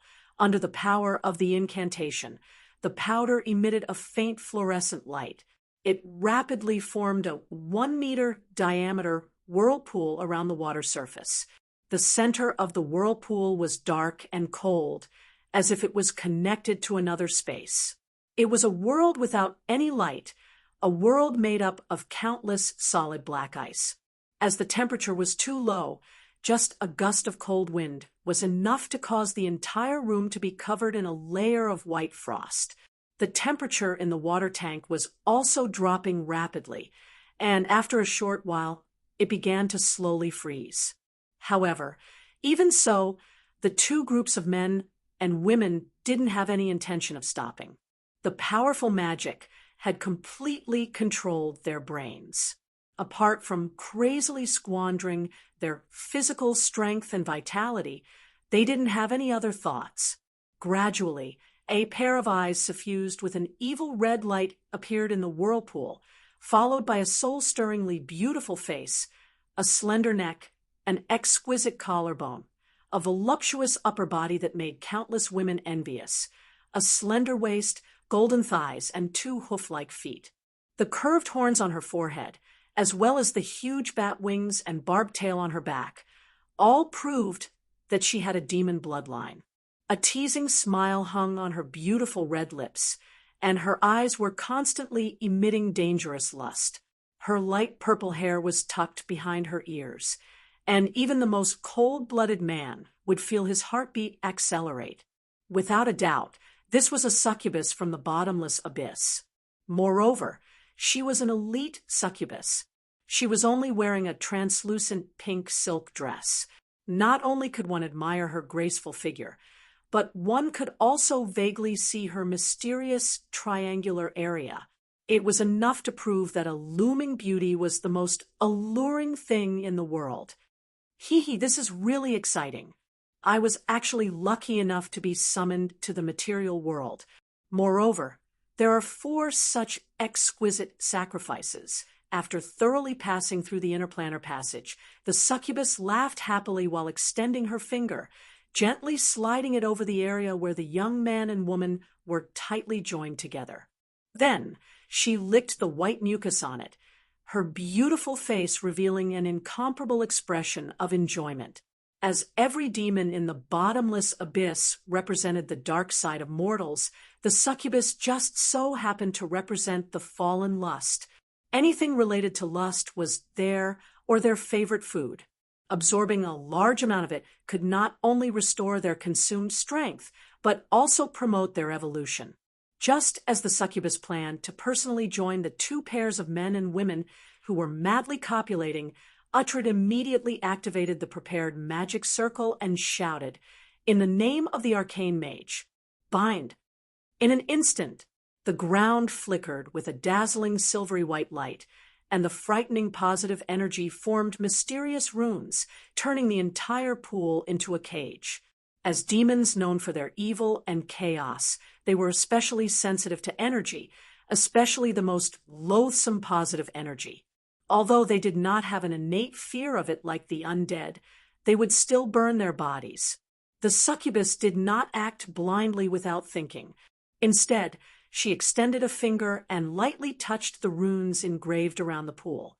Chi, The dense, positive energy immediately burned her fingernail, and even the surroundings of her finger emitted black smoke. The burnt smell could be smelled from several meters away. Of course, she was only testing the strength of the magic circle.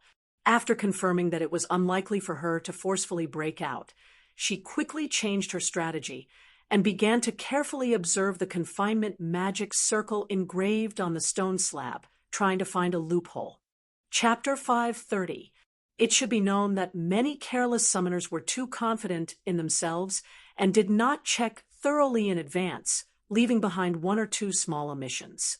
For demons that had lived for hundreds and thousands of years, this little oversight was enough to become a breakthrough point for them to escape control.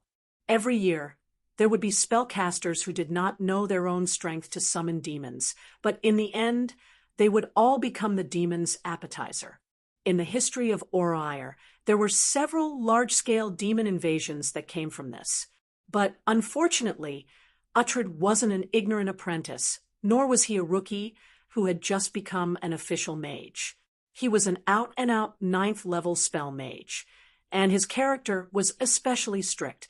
He used more than a week to check, so the array didn't have any omissions. It was as perfect as a textbook. Since he was clear that the demon couldn't escape from his grasp, Uhtred wasn't in a hurry to speak.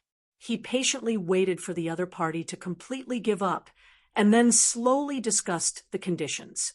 What he wanted wasn't a mindless succubus slave, but an advisor who could give him advice and suggestions. Thus, it was inevitable that he would spend more effort. It was well known that succubi were the species that disliked direct battles the most in the entire demon race. They were good at seducing, enticing, deceiving, and planning all kinds of conspiracies and tricks. They used the weaknesses in human nature to make the enemy act according to their will, and so on. Many powerful evil mages liked to summon a succubus as their assistant. Not only could it help them scheme against the enemy, but it could also be used as a tool to vent their desires. Of course, due to the chaotic nature of demons, any mage who tried to control them for a long time must be mentally prepared. They couldn't guarantee when they would be betrayed, and even their souls would be made into crystal pillars, becoming the currency in the bottomless abyss. Time passed minute by minute. The succubus's patience was also continuously worn down. After looking at the last magic pattern, a trace of anger flashed in her eyes. She immediately gnashed her teeth and cursed in the abyssal language, "Damned maggot! There isn't even a single mistake. Is today not my lucky day, but my unlucky day? No, demon. On the contrary, today is your lucky day." Seeing that the other party had finally spoken, Uhtred's mouth curved, and he also responded in the abyssal language. As a knowledgeable mage, he had already started learning the complicated abyssal language the moment he decided to summon demons. Now, he might not be able to fully understand all the vocabulary, but it was definitely not a problem to communicate. "Oh, damn it! You can actually speak the abyssal language." The succubus immediately covered her mouth with a shocked expression. She did not expect the mage who summoned her to be so well prepared. He even took into account the details of the language. In reality, there were many arcane spells that could temporarily grant the user the ability to speak, so most mages were too lazy to waste their energy on languages. However, Uhtred was different. He was very clear about his position as a curse mage, which was to explore the endless planes of the universe and summon all kinds of strange creatures. Therefore, language was especially important, especially the abyssal language used by the demons and the purgatory language used by the devils. Not only must he know how to speak, but he must also know how to read and write. Otherwise, if there was any mistake during the signing of the contract, it would instantly lead to disastrous consequences. Staring at the eyes of the succubus that were emitting an evil red light, the old mage smiled playfully and sighed. As expected of the demon species that is best at acting and deceiving, if I hadn't looked up some information in advance. I'm afraid I would have been fooled by you. All right, put away those tricks used to deal with ordinary people. I know that an elite succubus like you has already seen countless mortals who can speak the abyssal language. You won't be surprised by such a small thing. Now, let's have a frank and honest talk. Let's see if we can sign a contract that benefits both sides. Then, you can start to enjoy the sacrifices to your heart's content. It doesn't even matter if you turn their souls into crystal pillars. Wow, I have to say, as a mortal mage, your performance really leaves a deep impression.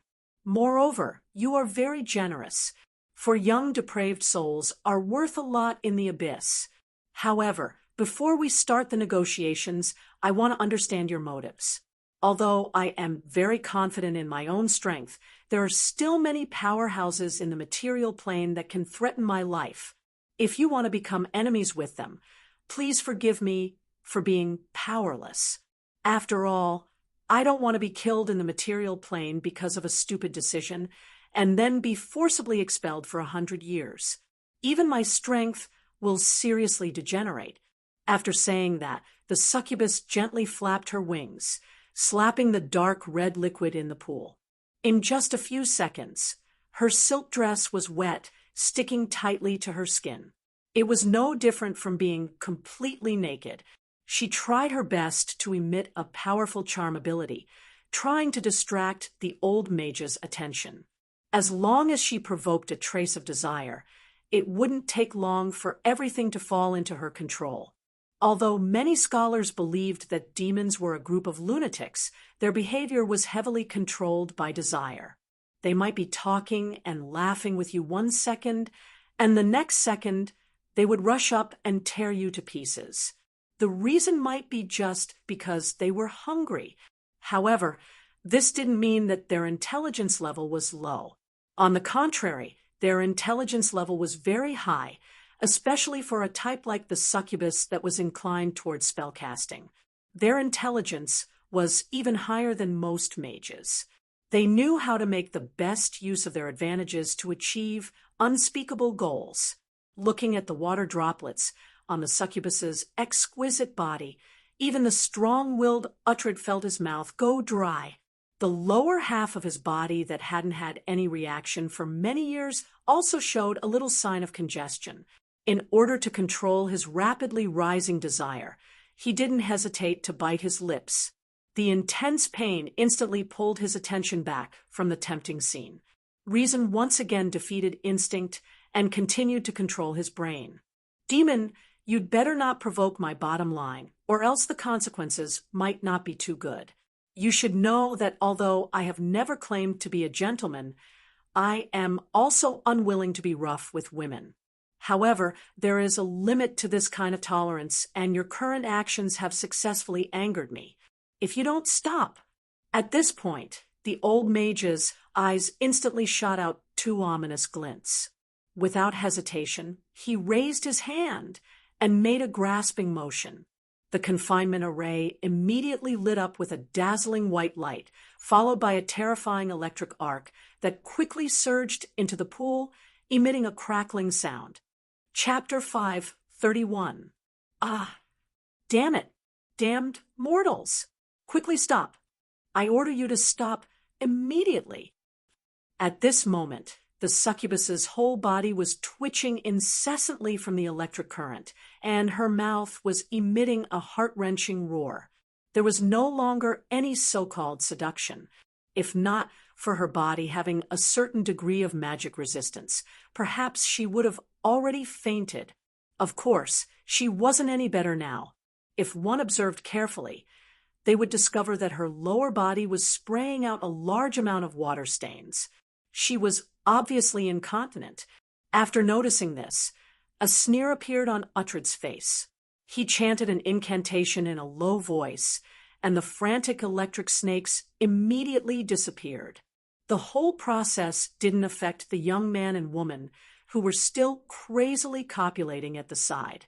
Perhaps on Earth, controlling the flow of electric current in a conductor was an impossible thing, but in this world where supernatural forces prevailed, Any spellcaster above the 5th rank could easily do it through the omnipresent energy. The strong electric shock made the succubus's body emit a burnt smell, especially the delicate skin that she was proud of. Many places had already shown black traces of carbonization. If she was electrocuted for a few more minutes, perhaps she would be forced to return to her home in the abyss because of her heavy injuries. With this lesson, her attitude immediately made a 180-degree turn. She put on an aggrieved and resentful look, gently stroking her burnt skin, and said, "Is there a need to use such a terrible warning? I was just a little excited to come to the material world, but you are so cold. If you have to use punishment, I prefer a whip." Humph. What a nice way to put it. Don't think that I don't know what you wanted to do just now. If I didn't react fast enough, I'm afraid I would have been completely charmed by you or died from a fatal kiss. Uhtred sneered and exposed the other party's mask. Although the succubi looked beautiful and delicate, giving people the illusion that they should be held in their arms and protected, all of this was an illusion. Their degree of fatality was not much less than that of their kind.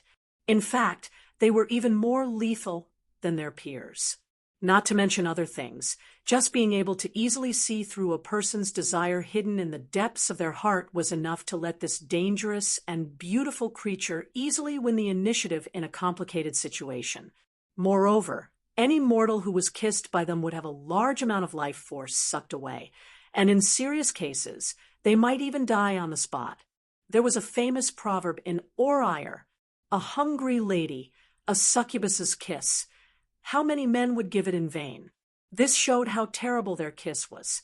Even if a professional was touched, he would suffer great damage. If a level 5 warrior was kissed by a succubus, he would instantly drop by 2 to 3 levels. He would not even be able to use half of his usual strength. Seeing that the old mage was unmoved by force or persuasion, and that she could not escape from the confinement of the magic circle around the water trough, the succubus finally gave up on the idea of playing tricks. Helplessly, she spread her hands. "All right, you win, mage.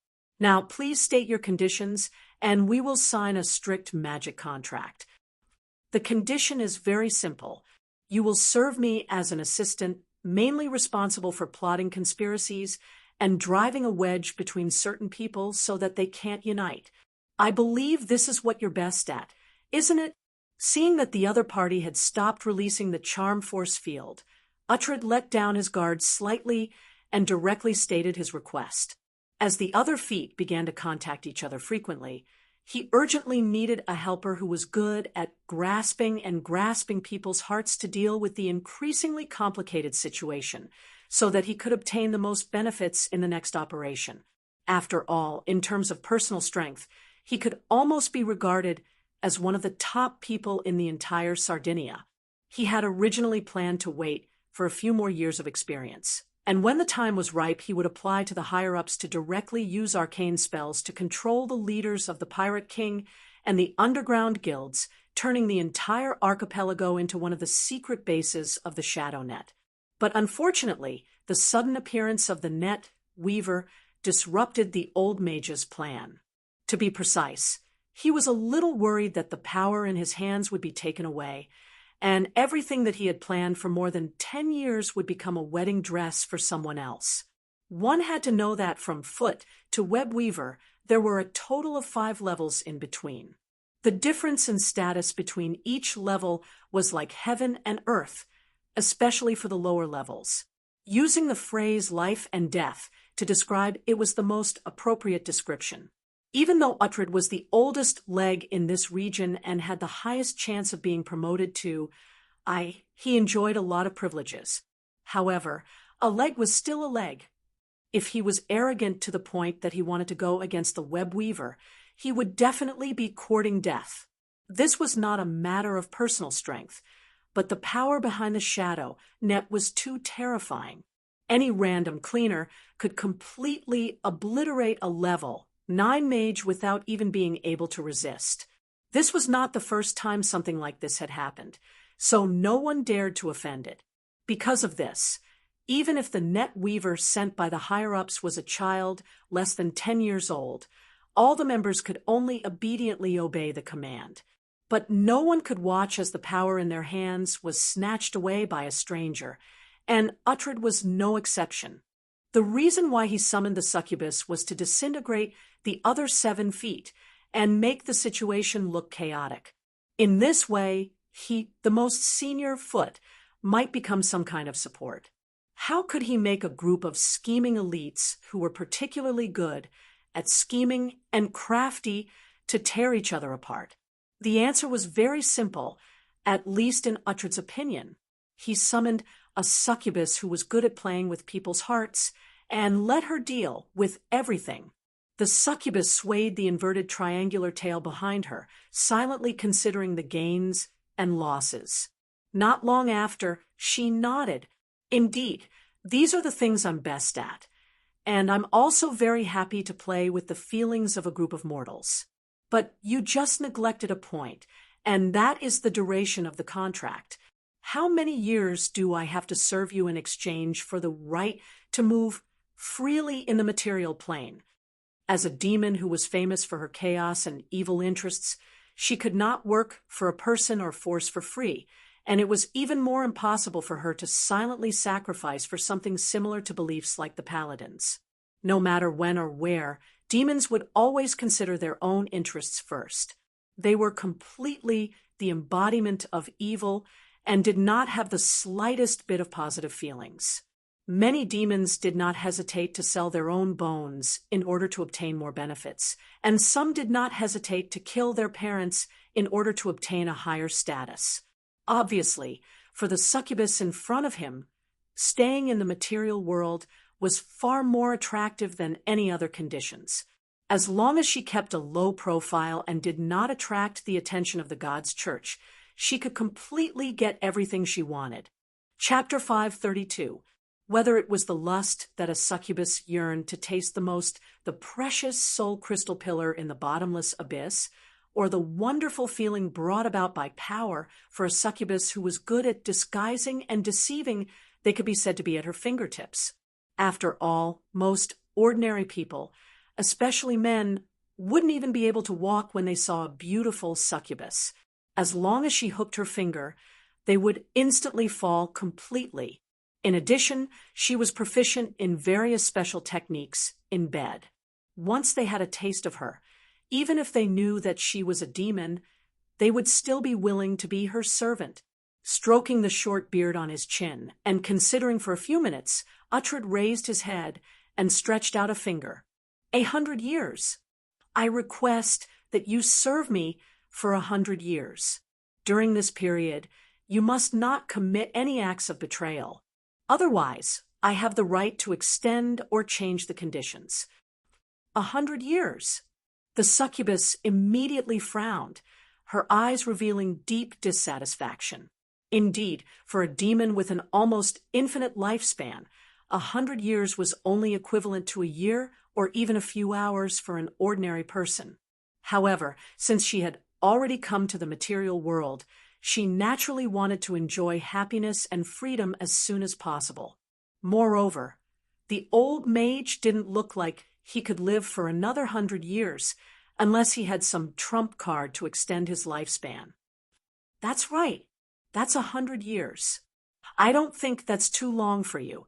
During this period, you can do some things that you like, provided that you don't disrupt or expose my plan, Uhtred said in a very certain tone.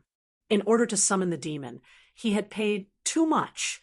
Just the construction of this magic circle that was enough to trap high-level demons cost no less than a few 100,000 gold coins, especially the complex patterns inlaid on it, all of which were composed of extremely pure mithril. In addition, there was also a black and red unknown liquid in the water tank. It was the blood of some kind of evil magic creature. A small bottle was worth several thousand gold coins. The succubus, who was proficient in observing people's expressions, felt the mage's unwavering will and could only helplessly nod. Okay, we'll do as you say, 100 years, because she knew that this was already the other party's bottom line. Unless she planned to be forcefully sent back to her home in the abyss where the living conditions were harsh, she could only agree first. Hearing the affirmation from the succubus's mouth, Uhtred secretly heaved a sigh of relief.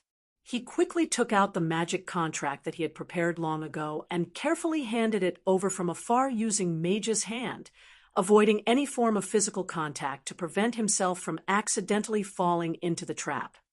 Remember, don't play any tricks, and don't try to fool me with a fake name. The magic contract will only take effect when the real name is signed. The witness is the god of revenge, Warner, who lives on the 175th floor of the abyss. I believe you should be very clear about his personality and style. In order to prevent the succubus from thinking herself clever, Uhtred specially reminded her. He didn't want to waste all his efforts due to a little oversight after spending such a huge price. Don't worry, I'm not a dretch that just evolved from a larva. I know what a magic contract means. With that said, the succubus rolled her eyes and quickly bit her finger, signing her real name in a language that no one could understand. For her real name meant a lot of things. She couldn't let a second person know it except herself. Otherwise, it meant that she would be controlled by the other party, and she wouldn't even have the ability to resist. Many great demons relied on knowing the real names of their subordinates to enslave them for a long time. As the Scarlet Blood finished writing the last secret character on the parchment, the green flame that symbolized the god of revenge, Warner, suddenly rose and burned the parchment clean in just a few seconds.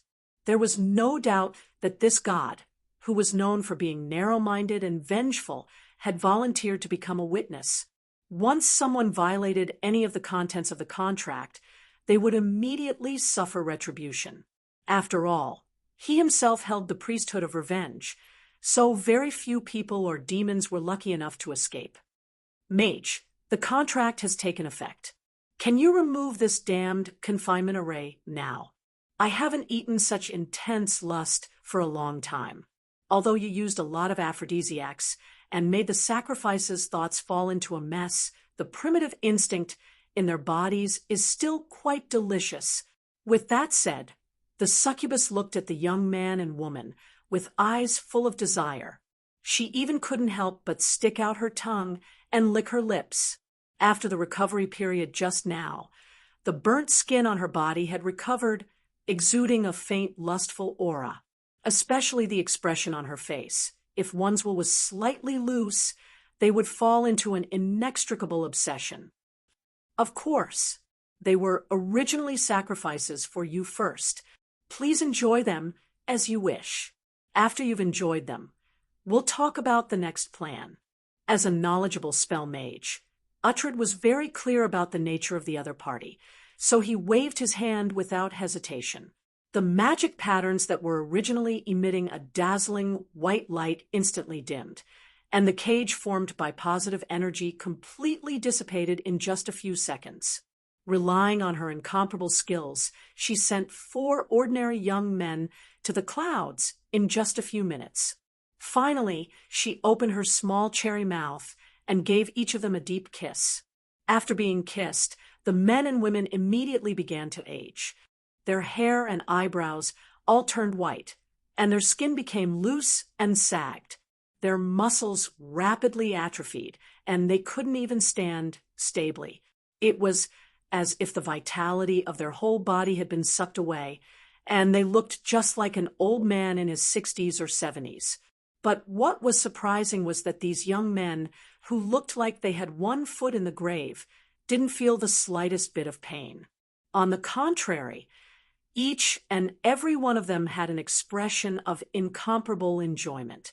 Not long after, they fell straight into the water trough and completely breathed their last.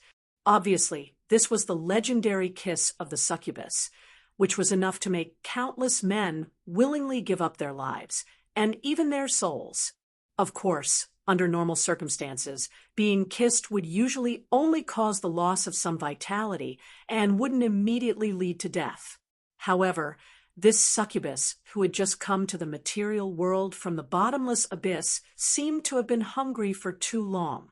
She couldn't control the strength of her suction and directly swallowed the 4 young men along with their souls. What a supreme delicacy. I can't even remember when was the last time I had a full stomach. The succubus licked her fingers that were covered in white, translucent mucus. Perhaps because she was too excited. Even her tail was sticking up. Chapter 5:33. Uhtred shot a careless glance at the corpse floating on the water and chuckled, "Ha ha! It's good that you're satisfied. As long as you serve me with all your heart, there will be plenty of opportunities like this. You should know that in Valen City there is no lack of all kinds of slaves. From nobles to commoners, they can be bought at any time." Wow, that sounds like a pleasant surprise. You should know that in order to obtain a soul crystal pillar in the abyss, you have to work hard for at least a year. Moreover, you have to endure the ravages of powerful demons. They are simply too violent and often injure you all over. In addition, you can call me Carmen Dobney. Who knew if it was because she had eaten her fill, but the attitude of the succubus who called herself Carmen instantly improved a lot. She was even willing to say her name. However, there was no need to ask to know that this was definitely a fake name. Perhaps she had just thought of it at the last minute, or perhaps she had been using it all along. In any case, it definitely wasn't her real name. This was because in this universe full of supernatural powers, from the moment of birth, every creature had a different, or perhaps one could say, a unique code. It was called a true name. It was different from the names that mortal parents gave their children. It possessed some kind of formidable power and even represented the strength of the creature. To give a simple example, in the material world, the easiest profession to find one's true name was the mage. When a mage's power reached a certain level, they could use many methods to obtain their true name. If they were a rank 7 mage when they obtained their true name, then as their spellcasting level increased in the future, their true name would become increasingly difficult to pronounce. Only those spellcasters who had gone through special training could barely finish pronouncing a large number of jerky sentences without missing a single line. This profession was called true name chant. This also meant that if a succubus were to say her true name in front of a farmer, the farmer wouldn't be able to use it to force the demon to follow his orders. However, mages were different. Due to the large amount of incantation training, they could pronounce most of the unfamiliar pronunciations in the world. Perhaps it would be difficult to pronounce a true name accurately when they had just obtained it, but it wouldn't take long for them to master it. At that time, they could use the power of their true name to force the demon to serve them for free. The binding power of a true name was very strong. Every demon understood this from the moment they were born. So unless their lives were in great danger, they would never tell anyone. If a succubus revealed her true name one day, it meant that she had fallen in love with that person and was willing to give up everything for him. Although this was extremely rare, it was not something that had never happened before. After all, demons themselves symbolized chaos, and chaos represented infinite possibilities. There was even a book that recorded a succubus who fell in love with a heavenly creature, or to be exact, an angel. For this, she did not hesitate to abandon everything and took the initiative to throw herself into the embrace of kindness, becoming a holy warrior that symbolized justice and order. Of course, the final result wasn't too wonderful. It was a tragedy through and through, just like a wise person once said, to experience love and then lose it, it's better that it never happened at all. Perhaps this point of view was correct in some aspects, but succubi were not ordinary human girls. After being abandoned, they could only hide in a corner and cry silently. They would often take some more drastic measures to take revenge. The succubus who originally embarked on the path of a holy warrior because of love had her cherished goodness and kindness completely shattered. she immediately degenerated into the other side of a holy warrior, a dark guardian. She vowed to be the enemy of light for the rest of her life. Until today, this succubus dark guardian was still actively participating in all kinds of destructive activities, attempting to find the angel who abandoned her and dismember him into thousands of pieces. Carmen, that's a really good name. It seems that your level of naming should be as high as your charm ability. The corner of Uhtred's mouth rose slightly as he said very playfully. The succubus didn't care about the faint sarcasm in his words. She smiled and bowed slightly. Thank you very much for your praise, my dear master. However, compared to these minor details, shouldn't you start talking about more important plans? I can't wait any longer. When she bent down, she deliberately controlled the extent of her body very well. The mage could admire the beautiful scenery of the chaotic origin inside with a glance through the neckline. Even the pink bumps were no exception. As a succubus who symbolized lust, seduction had long been deeply engraved in her bones, becoming a part of her instinct. No matter if it was her walk, her eyes, her smile, or her gestures, all of them exuded a charm that ordinary men couldn't resist. Uhtred was neither a eunuch, nor did he like men. Therefore, his body was naturally good at this physiological reaction. However, his self-control was very good. He quickly suppressed it. At the same time, in order to quickly divert his attention from the other party's alluring body, he quickly said, "Since you are so enthusiastic, then I will first explain the current situation. First, I am a high-ranking member of a secret organization. I have always been in control of the leadership of this area. But now, the higher-ups suddenly sent someone with a higher position. And those fellows who originally obeyed my leadership also began to get restless. Secondly, according to the information I received, the organization seems to be about to set off a turmoil. They intend to seize the opportunity to seize control of this archipelago. However, the one in charge of the command is not me. Finally, and most importantly, I am unable to directly go against the orders of the higher-ups.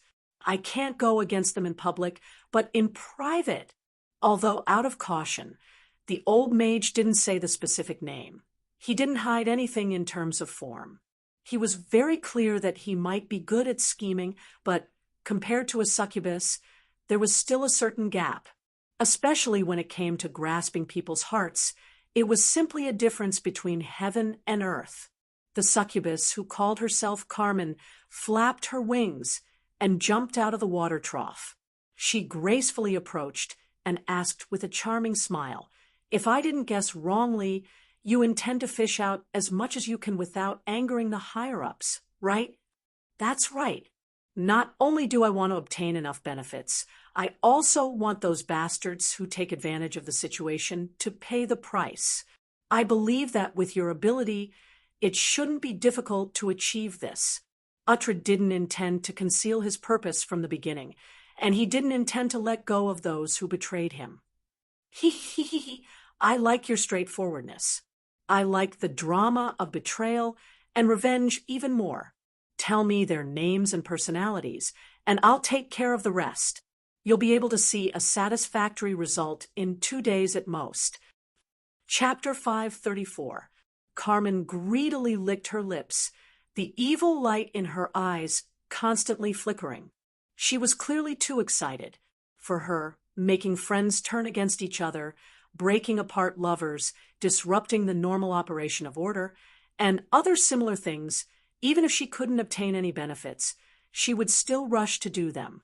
Moreover, the more she did these kinds of things, the more she could obtain the favor of the bottomless abyss. Perhaps when she returned to her hometown, she would immediately be promoted to a higher form, such as the sucking banshee. Regarding the succubus, Uhtred clearly wasn't very reassured. He immediately reminded her, "Remember, you can do anything to those people, but you definitely can't run into the people sent by the side. Otherwise, no matter if it's you or me, will both have to pay the price. You should know that in my organization, even death can't escape the terrible punishment." Carmen smiled and spread out her hands. "Don't worry, I've been to many planes and also served many evil organizations. I know some taboos can't be touched."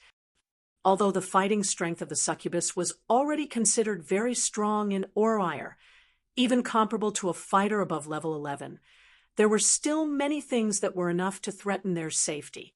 For example, the high priests of the churches of the gods, paladins, powerful mages, warlocks, druids, and so on. As a succubus who had been to many worlds to carry out the mission of a superior lord, Carmen knew that if it was a character that made this human mage in front of her feel fear, she definitely wouldn't be his opponent. Therefore, she simply didn't intend to have too much contact with him. Since it's like this, then take this information. Don't forget to immediately destroy it after reading it. After saying that, Uhtred took out a register from his bosom. On it was recorded the information he had collected about the other 7 legs over the years in order to prevent today's situation from occurring. The succubus quickly finished reading the contents, the corners of her mouth slightly raised as she asked, "Are you sure this person called David is very lecherous?" Uhtred nodded without hesitation. "Yes, David is a person who likes to enjoy, but his sexual fetish is somewhat strange. If you want to use him as a breakthrough, you'd better be mentally prepared." "Ha ha ha ha. Prepared? You think I still need to be prepared? Please wait for the good news. I will deal with this guy as soon as possible and let him have a good taste of what real sex is." After saying this meaningful sentence, Carmen muttered an incantation and quickly turned into a young woman with a voluptuous figure. She then smiled, turned around, opened the door, and walked out. Not long after, she disappeared at the corner of the stairs. Looking at the disappearing back of the succubus, a sinister expression appeared on Uhtred's face. He muttered to himself, "Now that everything is ready, it's time to take back the rights and benefits that originally belonged to me. Kent, do you think that the first person to receive the webweaver's foot will be the final victor? We'll see." Internal strife was an eternal topic. It involved the conflict of wealth and power distribution. No country or organization could avoid it. The only thing they could do was try their best to control it within a certain range. Unfortunately, the Shadow Web was an evil organization through and through. They would do anything to achieve their goals. Thus, anyone who could climb to a high position wasn't easy to deal with. Moreover, as long as it didn't affect the overall situation, the higher-ups would rarely ask about it. Thus, the competition and confrontation between people of the same level was very intense. Perhaps in the past, the other 7 feet of the Sardinia archipelago had chosen to temporarily obey Uhtred due to their reverence for his strength. However, Andre's appearance had thrown everything into disarray. In particular, the first person to come into contact with him, Kent, the sea wolf, had already begun to show signs of falling out and was planning to rope in a group of people to challenge the mage's position. A huge shadow silently shrouded the sky above Valen City. Almost no one knew that the secret organization hiding here had finally begun to slowly open their bloody mouths. Their sharp fangs emitted a sharp, cold glint and could start a terrifying riot at any time. Money made people greedy, and power made people crazy. When power and money were combined, even a saint couldn't help but join the ranks of the fighting. In order to taste the fruits of victory to the greatest extent, the feet of the Shadow Web all began to move or secretly colluded with each other. All probing and competition were carried out silently. As the sun rose to the highest point of the day, Andre, who had only slept for 4 to 5 hours, suddenly heard a light knocking sound coming from the wooden plank above his head, as if someone was saying something in a low voice. His vigilance, honed through many years of hunting, allowed him to quickly skip the process of his brain waking up. He instantly jumped up and took out the thin sword he had been hugging to his chest, carefully observing the situation above through a specially made peephole on the side. A man covered in a cloak was digging around with a hard iron wire with a hook. It looked like he was trying to pry open the latch.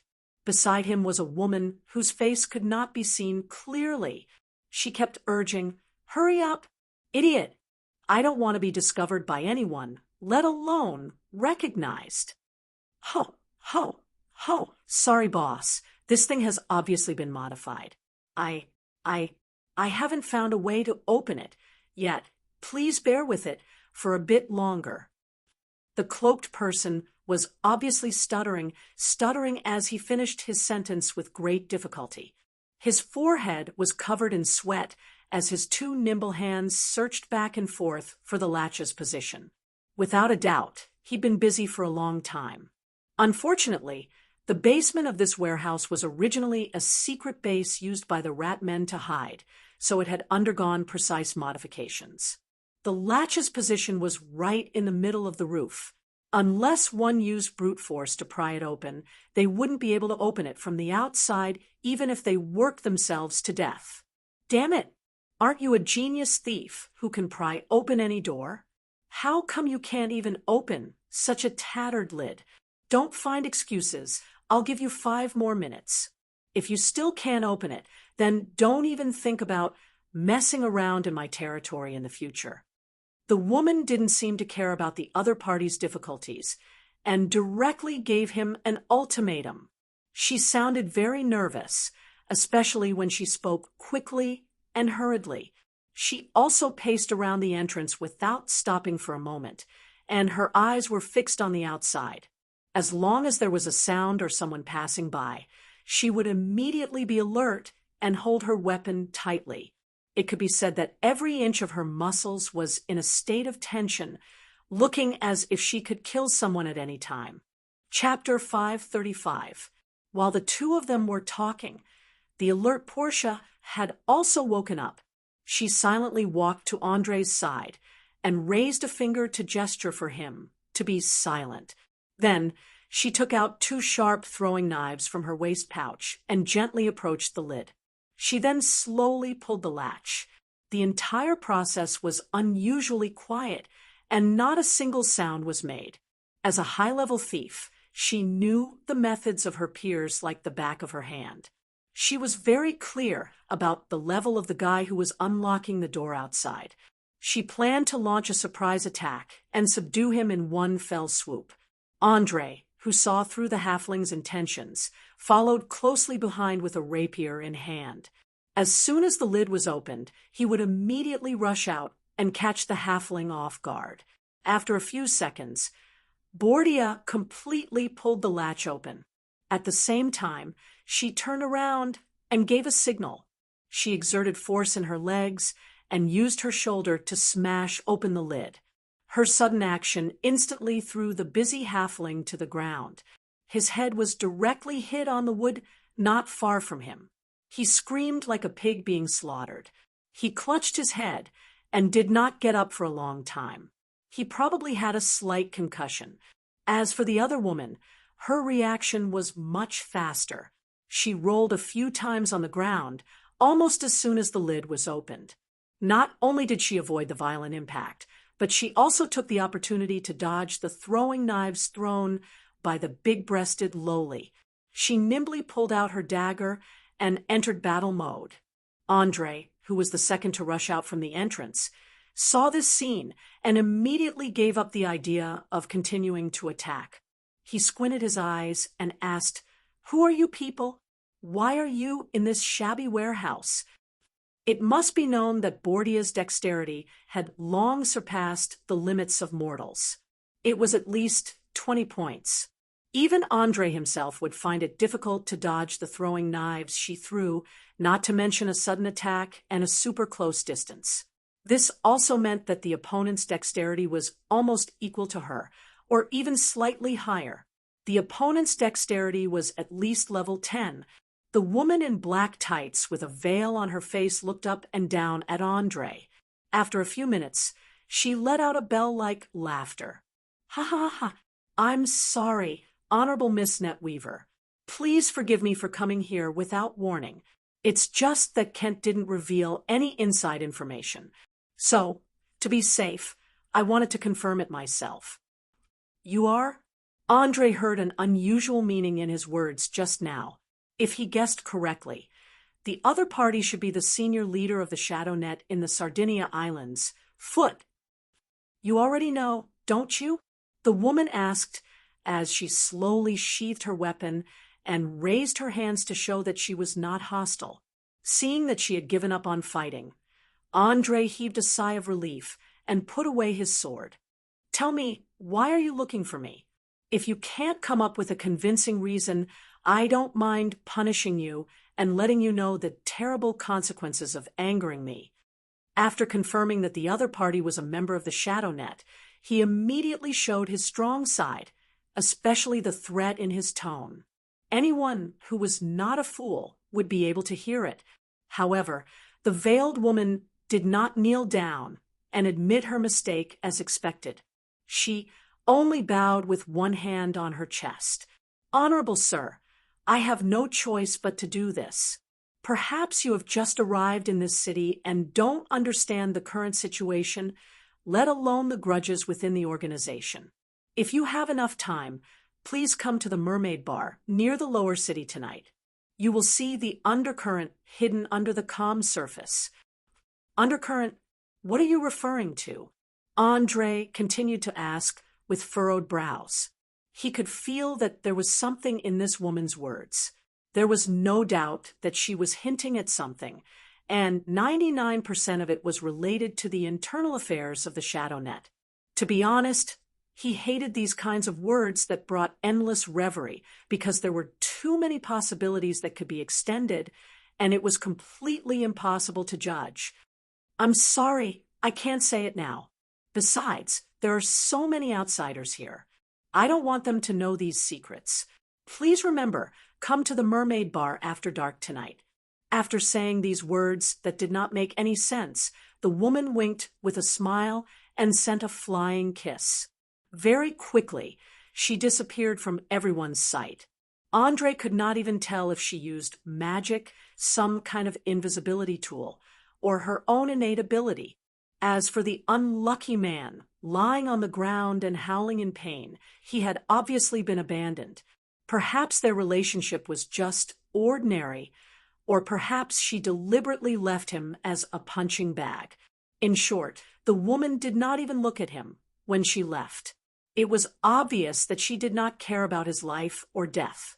Portia pulled a throwing knife from the wall and kicked the man on the ground. What do you plan to do with this guy? Kill him directly or break one of his hands and throw him out? Forget it. He's just a fool who was used. It's not worth the trouble. Let him go. Andre shook his head lightly. Even though he had done many cruel things, he did not like to implicate the innocent, especially when it came to this kind of fool who could not pose any threat. It was better to let him go if he could. After all, venting his anger was an action that only the weak would do. Apart from venting his negative emotions, there was no other use. Even if he had temporarily lost his mage rank, he would not do it. Although Portia was only half the height of an ordinary person, she was quite scary when she was angry. She only used a fierce glare to shut the mouth of the unlucky man who was groaning in pain on the ground. He then got up at the fastest speed possible and stumbled outside. He did not even care that his brain was in a concussion. Along the way, he bumped into a few pillars. Even Andre, who was standing at the side, felt some pain for him. TSK, what a coward. He wants to come out and make a living with such little courage. Looking at the other party fleeing into the distance, the big-breasted lowly curled her lips, not bothering to hide her disdain. From her point of view, since he had chosen to be a thief, he had to have a heart that wouldn't waver. Otherwise, if he couldn't even control his own emotions, how would he be able to sneak into a heavily guarded treasure trove and obtain wealth? Andre smiled and shook his head. He patted the little girl on the shoulder and said, "All right, humans are a changeable race. There are brave and fearless heroes, and there are also cowards who are as timid as mice. You can't expect everyone to be like you halflings who are willing to risk their lives for the sake of adventure and excitement." Chapter 536. Hearing these compliments and praises, Bosha's face instantly showed a trace of pride. "Ha ha! Of course. The great halfling god of thieves, Brendel, taught us that when we steal, we must be bold and careful. When faced with danger, we must not panic. We must make full use of our wit and courage. Only in this way can we obtain the greatest harvest." The halfling god of thieves, Brendel? I didn't expect you to be his follower, Andre exclaimed in surprise. One must know that this god was known as a lawless rogue who encouraged his followers to do illegal things. Most of the people who believed in him were thieves, gamblers, and unclean adventurers. He had a wide influence among the halflings, but there were very few who were willing to be his protector. After all, stealing was a crime. In some cities with harsh laws, if caught, a finger or an entire hand would be chopped off. Perhaps the halflings were happy to steal once in a while, but if they stole too often, it would not take long before they were hanged from the city walls. Huh, you didn't expect it, right? I learned the stealth skills from a priest named Brendel. That's why I was able to succeed time and time again. It was during that time that I understood his teachings and felt that it was very compatible with my personality. At the mention of the halfling god of thieves, Bosha instantly became excited and talked endlessly about the benefits of believing in him. Her appearance was almost similar to a priest who was about to preach. Just when Andre was about to say something, Fiona came out of the basement with a hammer and a flintlock. She asked nervously, "What happened just now? I seem to have heard the sound of fighting." Obviously, she was also awakened by the short battle that happened not long ago. She did not even have time to put on her shoes. She just put on a coat and ran up barefoot. "It's okay, just a small misunderstanding. Someone sent me an invitation. Go back and continue to sleep. I'll take care of everything." Andre smiled and comforted her. He was not very worried about the sudden appearance of the members of the Shadow Net and those inexplicable hints. Because of the identity and status given to him by the old lich, no matter what the other party did behind his back, they would not be able to confront him head-on. Anyway, he would go to the mermaid bar after dark, and the answer would naturally surface. "Phew, it's good that you're okay. As for sleep, forget about it. I have nightmares when I close my eyes. That feeling is really uncomfortable." Fiona rubbed her eyebrows. The bags under her eyes were black and swollen. It was obvious that she did not have a good rest. Perhaps it was because the experience last night was too exciting, causing her to lose her self-control. If not for the fact that she had already become a priest of Aser Desser and could pray and confide in him, she might have been left with a serious psychological trauma. Bosha noticed the exhaustion on her good sister's face. She hurriedly took 2 steps forward and explained with a smile, "Hey, relax. Don't make yourself so nervous. Killing someone for the first time may be a little uncomfortable, but you have to learn to let it go. Otherwise, you will go crazy one day. Anyway, all the guys we killed yesterday deserve to die. Just treat it as a chivalrous act." Fiona shook her head with a wry smile. "I understand what you said, and I don't regret the killing yesterday. But I don't know why, but I always feel very nervous. I always feel that something dangerous is going to happen. Even the nightmares are particularly clear. Maybe it's a revelation from the Lord of Raging Flame, or maybe it's a trial." "Revelation? Can you tell me what you dreamed of?" Andre suddenly realized that it might be some kind of sign, just like the dream he had before. Aurare's dream was not only some kind of subconsciousness in the cerebral cortex. Many gods, Demons, and powerful creatures could pass messages to mortals through dreams. Basically, there would always be a small number of people who would dream of major events recorded in books, such as terrible disasters, ferocious monsters, invasions from other planes, and so on. Some of them were messages from the evil side to their worshippers, while others were warnings from the good side. Both sides were like two chess players, playing chess with each other while ordinary people were unknowingly dragged into the game. Every time there was an upheaval, there would be terrifying deaths and injuries, and it could even cause a kingdom to be on the verge of destruction and collapse. As a soul from another world, Andre had no interest in the so-called contest between good and evil, and he was too lazy to participate, because whether good triumphed over evil or evil triumphed over good, it was just a collision between two ideologies and interest groups. No matter who won in the end, it was all the same to him. At least with the current level of productivity in this world, the lower class would always struggle below the poverty line. Of course, the only difference might be the degree of exploitation. The so-called nobles of the good side would leave the serfs and tenants with barely enough food to fill their stomachs, while the cruel nobles would sometimes completely disregard the lives of their subordinates. I dreamed that the whole of Valen City fell into a sea of fire, and everyone was killing each other like crazy. There was no reason to speak of at all. Corpses lying in pools of blood could be seen everywhere in the streets and alleys, and the pirate castle at the highest point was shrouded in a huge shadow, as if some monster was entrenched in the sky.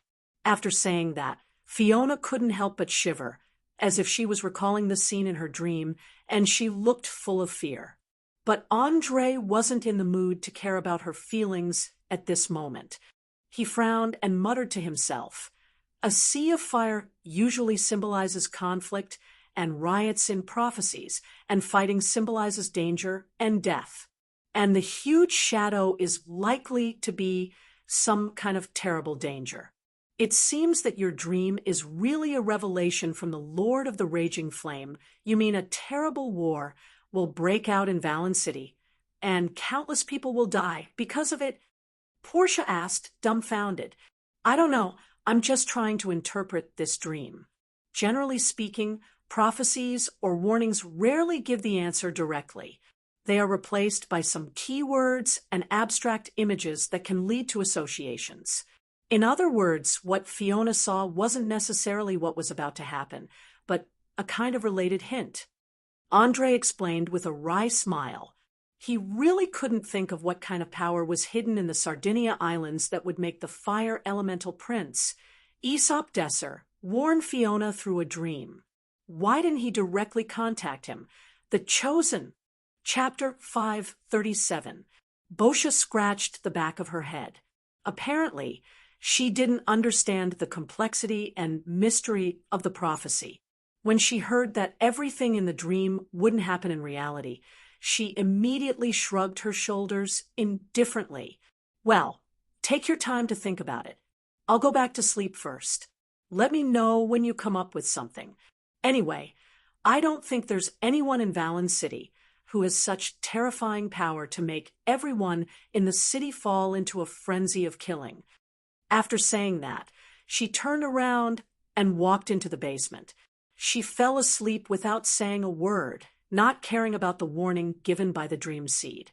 Fiona glanced at the heartless halfling thief with some envy. She turned her head and asked in a low voice, "Do you think it's really a hint from the Lord of Raging Flames?" Andre nodded gently. "The possibility is very high, but it can't be ruled out as a false alarm. In short, you'd better try to ask him when you're praying. It would be best if he could give you an answer. But if you continue to have this dream after you fall asleep, tell me immediately. I'll make some corresponding preparations in advance." Understood. Perhaps it was because of the stimulation last night. Fiona had matured a lot in just one day. She was no longer the ordinary girl who panicked whenever she encountered something. Although she was still a little immature, she already knew how to keep herself calm. In order to relieve the girl's psychological pressure, Andre specially chatted with her for a while about the interesting things he had read in books. He only stopped talking when her eyelids started to droop. He silently looked at the beautiful face full of exhaustion and sighed slightly. He then stood up and tidied up his belongings before quickly disappearing into the basement of the warehouse. To be honest, ever since he woke up, Andre had a vague premonition in his heart. Especially after meeting old Bernie's grandson, Patty, he always felt that the Sardinia Islands might not be as simple as it seemed on the surface. Otherwise, with the character of Loretta Botans, why didn't he directly control this place, but chose to cooperate with the Pirate King instead? The Rat Men, the Underground Guild, the Pirates, the Shadow Net, and the people planted by Loretta Botans. There were already 5 forces that had surfaced, in addition to the Smugglers' Alliance and the Magicians' Organization in the city. It was a complete mess. Who knew if there were any deals or alliances between them? As an outsider, Andre felt that it was best for him to thoroughly understand the city before nightfall. Otherwise, he would definitely be fooled by those treacherous feet. He didn't think that the gold coins given by the old lich would be enough for him to take over all the authority, and he didn't even dare to hope that all the feet would obey his orders. Although Kent looked respectful on the surface, he was actually using the name of the webweaver to expand his influence so that he could gain more authority in the upcoming operation. Perhaps to the lich, seizing authority from the hands of the feet was part of the test. If he couldn't come up with a good method, then he would definitely take back that authority without hesitation. Facing the hot afternoon sun, Andre pretended to be leisurely strolling through the streets and alleys, silently observing what everyone around him was doing and saying. When he encountered something that interested him, he would stop and listen. When he passed by pubs, inns, or places where people gathered, he would order 2 side dishes and hide in an inconspicuous corner to gather information. Although most of these places were unreliable, gossip, and drunken people were bragging, he could still find some clues. In just a few hours, he had a rough understanding of the current situation of the entire city. First of all, the pirate King Francis had recalled 2/3 of the pirate ships, especially the elite captains. They were invited to the highest castle as soon as they came ashore and hadn't come out since. Obviously, they were discussing intensely how to cooperate with Bakarov City to annihilate the huge fleet of Lincoln City in one fell swoop. Even if they couldn't sink the entire fleet, they had to ensure that it was heavily damaged. Otherwise, the revenge that followed would be very tragic. Not to mention other things, just the long-term blockade of the sea route would be enough to collapse the fragile trade that was supported solely by smuggling. If the Pirate King couldn't come up with a convincing plan, the leaders of the underground guilds wouldn't agree. As for the pirate captains, for the sake of their own interests and that of their subordinates, they definitely wouldn't rush in and fight. Andre felt that the huge fleet docked in the bay hadn't set off yet because the pirates hadn't found a way to destroy the enemy while preserving their strength to the greatest extent. After all, they were only a relatively loose alliance. It was impossible for them to be like a regular army, where they could temporarily ignore their own casualties after discovering the opportunity to win. It didn't matter even if they killed 1,000 of their enemies and lost 800 of their own men. In any case, as long as they won in the end, they could double the profits from their opponents through the treaty.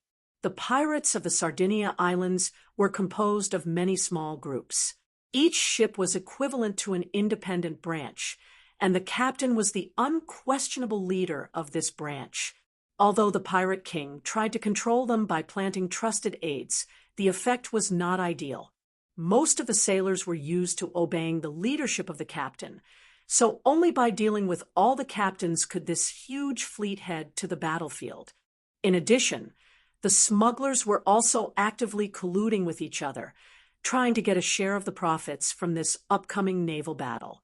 For them, the greater the loss of the Lincoln City Navy, the better their business would be. At least they wouldn't always have to worry about being caught by the patrol ships.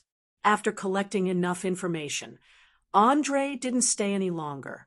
He quickly pulled his hood tight and left quietly, walking straight in the direction of the Mermaid Bar in the lower city. At this moment, the sky was close to dusk, and it would completely fall in about an hour. He felt that it was time to see what tricks those feet were up to and understand the strength of the shadow net in this city. Passing through the streets filled with dirty water, Andre didn't take long to see a 3-story ship standing on the sea. Perhaps because it didn't need to sail anymore, all its masts had been sawed off, and the entire deck had become an open-air business place. The surface of the hull was painted with naked mermaids. Countless men and women were drinking and laughing, and some were even lewd in public. It was a complete mess. There was no doubt that this was the Mermaid Bar that the pirates were talking about. It was the best place to find fun, and it was also a place where many gang members gathered. Many times, they would secretly make some shady deals here. Chapter 538. However, in Andre's eyes, this was no longer a simple bar. It obviously provided gambling, performances, and erotic services. Most importantly, it floated on the surface of the sea, making the sailors who were used to the bumpy sea feel like they were at home. Don't underestimate this point. According to the tonnage of ships in the southern seas, the brain would start to adapt to the bumpy environment after a few days of drifting on the sea. Many people couldn't even stand properly when they suddenly came ashore. It was as if they were drunk, not to mention drinking and looking for women.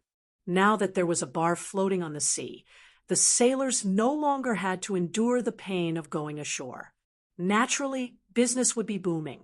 In addition, a large number of pirates had gathered recently, so it was especially lively at a glance. Resisting the smell of sweat, body odor, smoke, alcohol, and vomit, Andre held his breath and quickly passed through the crowd. He knocked on the bar table with force. Bang! Bang! Bang! "What do you want?" shouted out loud. The burly bartender roared at the top of his voice. His voice was very loud and clear. Even in such a noisy environment, his voice could still be heard clearly. His mouth was full of yellowish teeth and bad breath. The stench caused Andre to take a few steps back. After confirming that he had left the bartender's range of pollution, Andre quickly frowned and waved his hand. "No, I'm not here to have fun. I'm here to find a woman.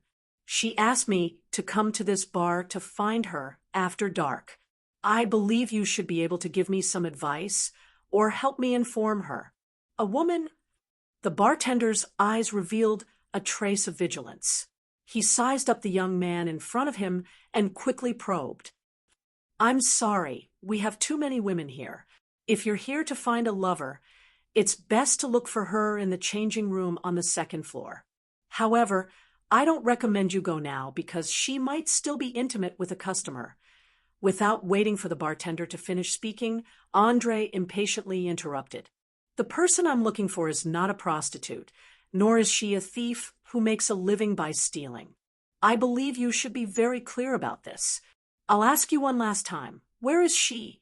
You can choose to answer or not, but you'd better think carefully about whether you can bear the corresponding consequences."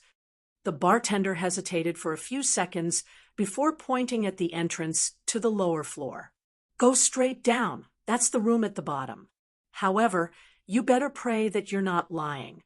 Otherwise, the boss will let you taste a punishment 100 times more painful than death." "Hee, you don't have to worry about that." Andre smiled contemptuously and didn't even bother to explain. He turned around and disappeared at the top of the stairs. As soon as he left, the bartender yelled at a pipe behind him, "Report! A suspicious person has been found on the deck. He is under 18 years old, and his appearance is not clear. He is moving towards the bottom. Please keep an eye on him. There's no need to monitor him. He's my guest. Just pretend you didn't see him. Also, keep your mouths shut. I don't want anyone to know about this. Do you understand?" A few seconds later, a woman's voice transmitted from the other end of the pipe. Her tone was very strict, as if she was scolding the bartender for being a busybody. However, the burly bartender didn't even dare to defend himself. He hurriedly apologized. I'm sorry, boss. I didn't know he was your guest. Idiot. Remember, you didn't see or hear anything just now. Do you understand? I'm already in enough trouble. If anyone dares to act on their own, I'll twist his head off and make it into a wine cup. The woman didn't let the bartender off just because he apologized. Instead, she issued a strict warning. From her hurried tone, one could tell that she was in a terrible mood, especially her breathing. It was as if she had just finished a strenuous exercise. It was unknown who had angered her. The Mermaid Tavern's lowest cabin. A woman wearing a purple dress and a black lady's hat grabbed the decorations on the table and fiercely smashed them on the copper pipe. She then cursed in a low voice. Damn it, he's here. The web weaver has appeared. We have to come to an agreement immediately. Otherwise, you know what Kent and Uhtred will do. Obviously, she was the one who had scolded the bartender just now. She was also the real owner of this tavern. Bastard, didn't you say he would only appear after dark? Why did he come so early? Did someone betray us? Another fat man who was sitting on a chair suddenly jumped up and asked anxiously, Don't ask me. I'm not the web weaver. I have no way of controlling his movements. It takes 3 minutes to get to this room from above. 1.5 minutes has already passed. We have to get rid of our differences within a minute and form a close alliance. Otherwise, we'll just be obediently slaughtered by others. The woman rolled her eyes at the fatty. Meow. All right. Don't be so angry. The 3 of us are the weakest in this area. We have to work closely together to reap the benefits in the next operation. I believe the 2 of you are very clear about this. Since we can't come to an agreement on the distribution of the spoils for the time being, why don't we put it aside for the time being and work together to deal with the others? It won't be too late to discuss it after we win. What do you think? This time, the one who spoke was none other than Mia in her cat form. She was wearing a tight black leather jacket and pants.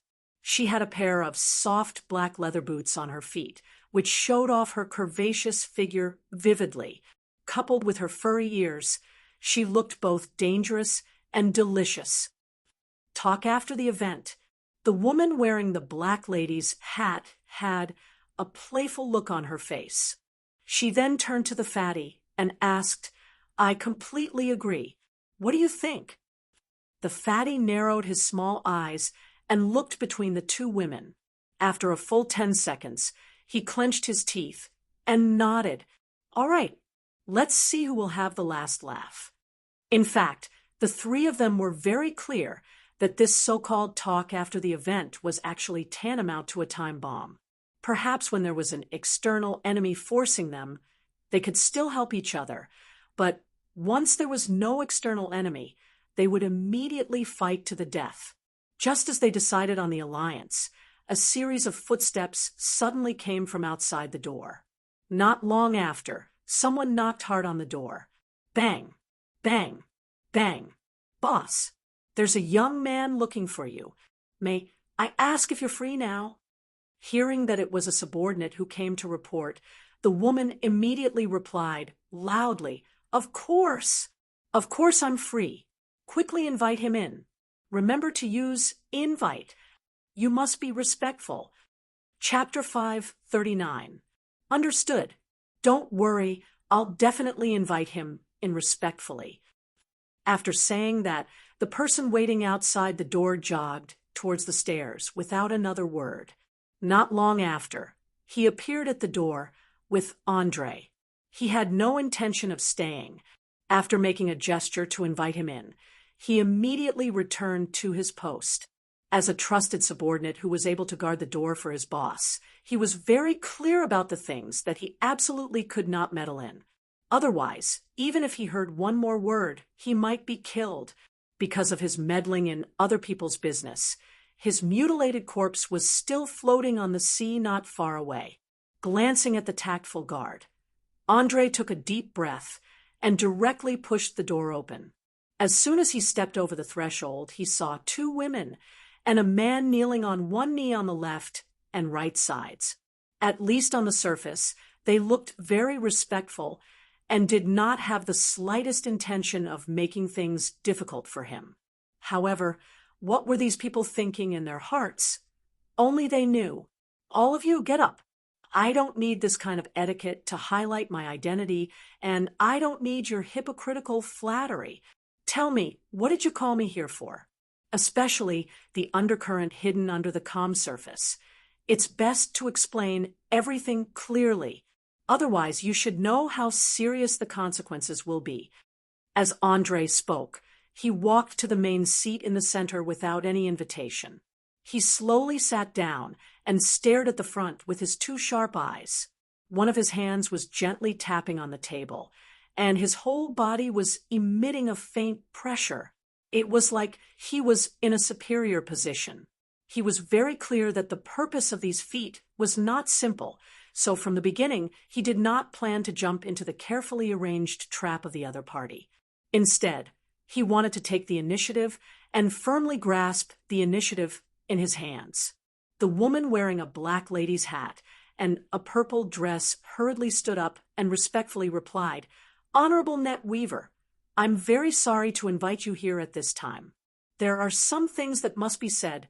Otherwise, I'm afraid that you will be deceived by some people with ulterior motives. You have to know that in the organization, there are extremely ambitious people who want to use your identity to do something in order to achieve their unspeakable purpose." "Oh, who are you referring to by some people? What is their unspeakable purpose? Don't tell me that the three of you don't have any selfish motives at all?" Andre's lips curled up slightly as he asked in a sarcastic tone. The reason why he used such a tone was because he knew that the stronger he acted, the more the other party would take it for granted. Even though it sounded a little despicable from Kent's actions, the webweaver had absolute control over all the legs. Thus, acting coldly made him seem more like the leader of an evil organization. "Honorable sir, please do not doubt our loyalty to the organization, nor do you have to worry that we are using this opportunity to eliminate our dissidents. Please be patient. I will explain all the reasons to you." This woman was obviously very good at communicating. In just a few words, she quietly pushed all the accusations aside and at the same time expressed her loyalty. Of course, this so-called loyalty had to be put in quotation marks. Her goal was simple, and that was to find an entry point and reveal the dark history of the other legs. This way, Andre would have the first impression that they were unreliable. Don't underestimate this. According to psychological research, the first impression people had of the first person in the world would often dominate for a long time. Even if they knew there was a problem with it, they would still subconsciously insist on it. When faced with a different opinion, it would be very difficult to accept it. It was similar to an illusion. It was an inherent flaw in human cognition. Humans could only expand their knowledge to reduce the chances of it happening, but it was impossible to completely avoid it. If Andre accepted the woman's misleading information, he would very likely be suspicious of the other legs, including Kent. For a long time, he wouldn't be able to trust them. He could only rely on the three in front of him to balance the power. Soon, they would be able to use all sorts of methods to rapidly expand their power and achieve a true balance of power. A true conspiracy. Not only did it take advantage of the current complicated situation, but it also provoked the curiosity in human nature to the greatest extent.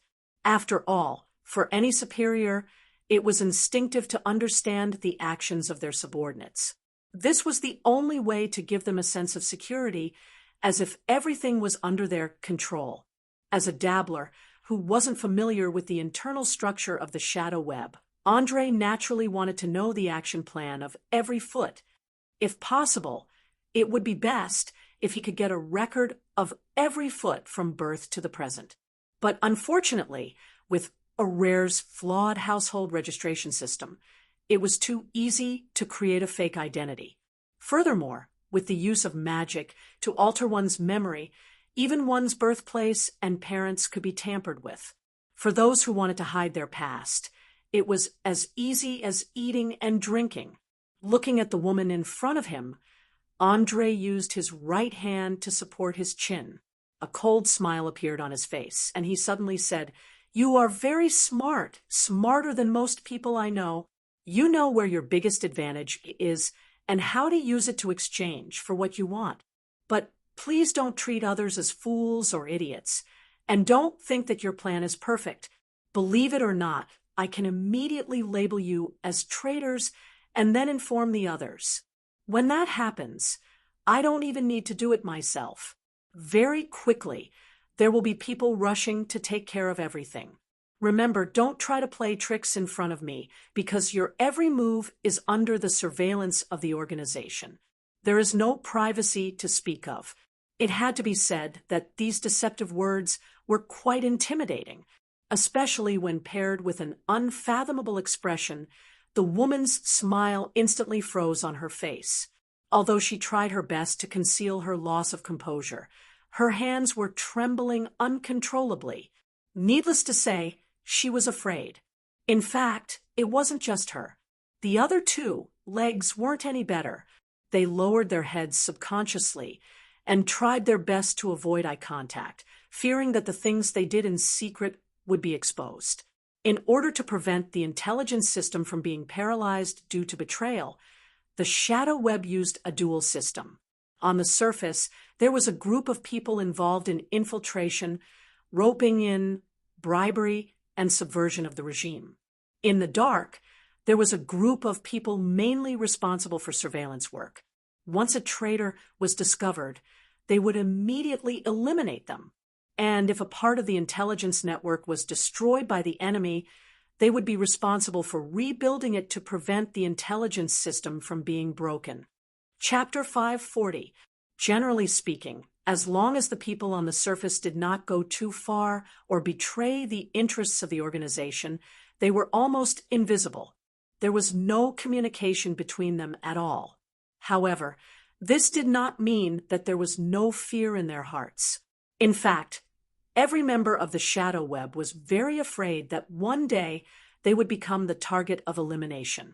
Perhaps they would take it as a joke if someone else said that, but for a powerful web weaver, it was already a miracle that they did not pee their pants in fear. Seeing that he had overpowered the other party in terms of momentum, Andre quickly put away his cold eyes and put on a relatively friendly face.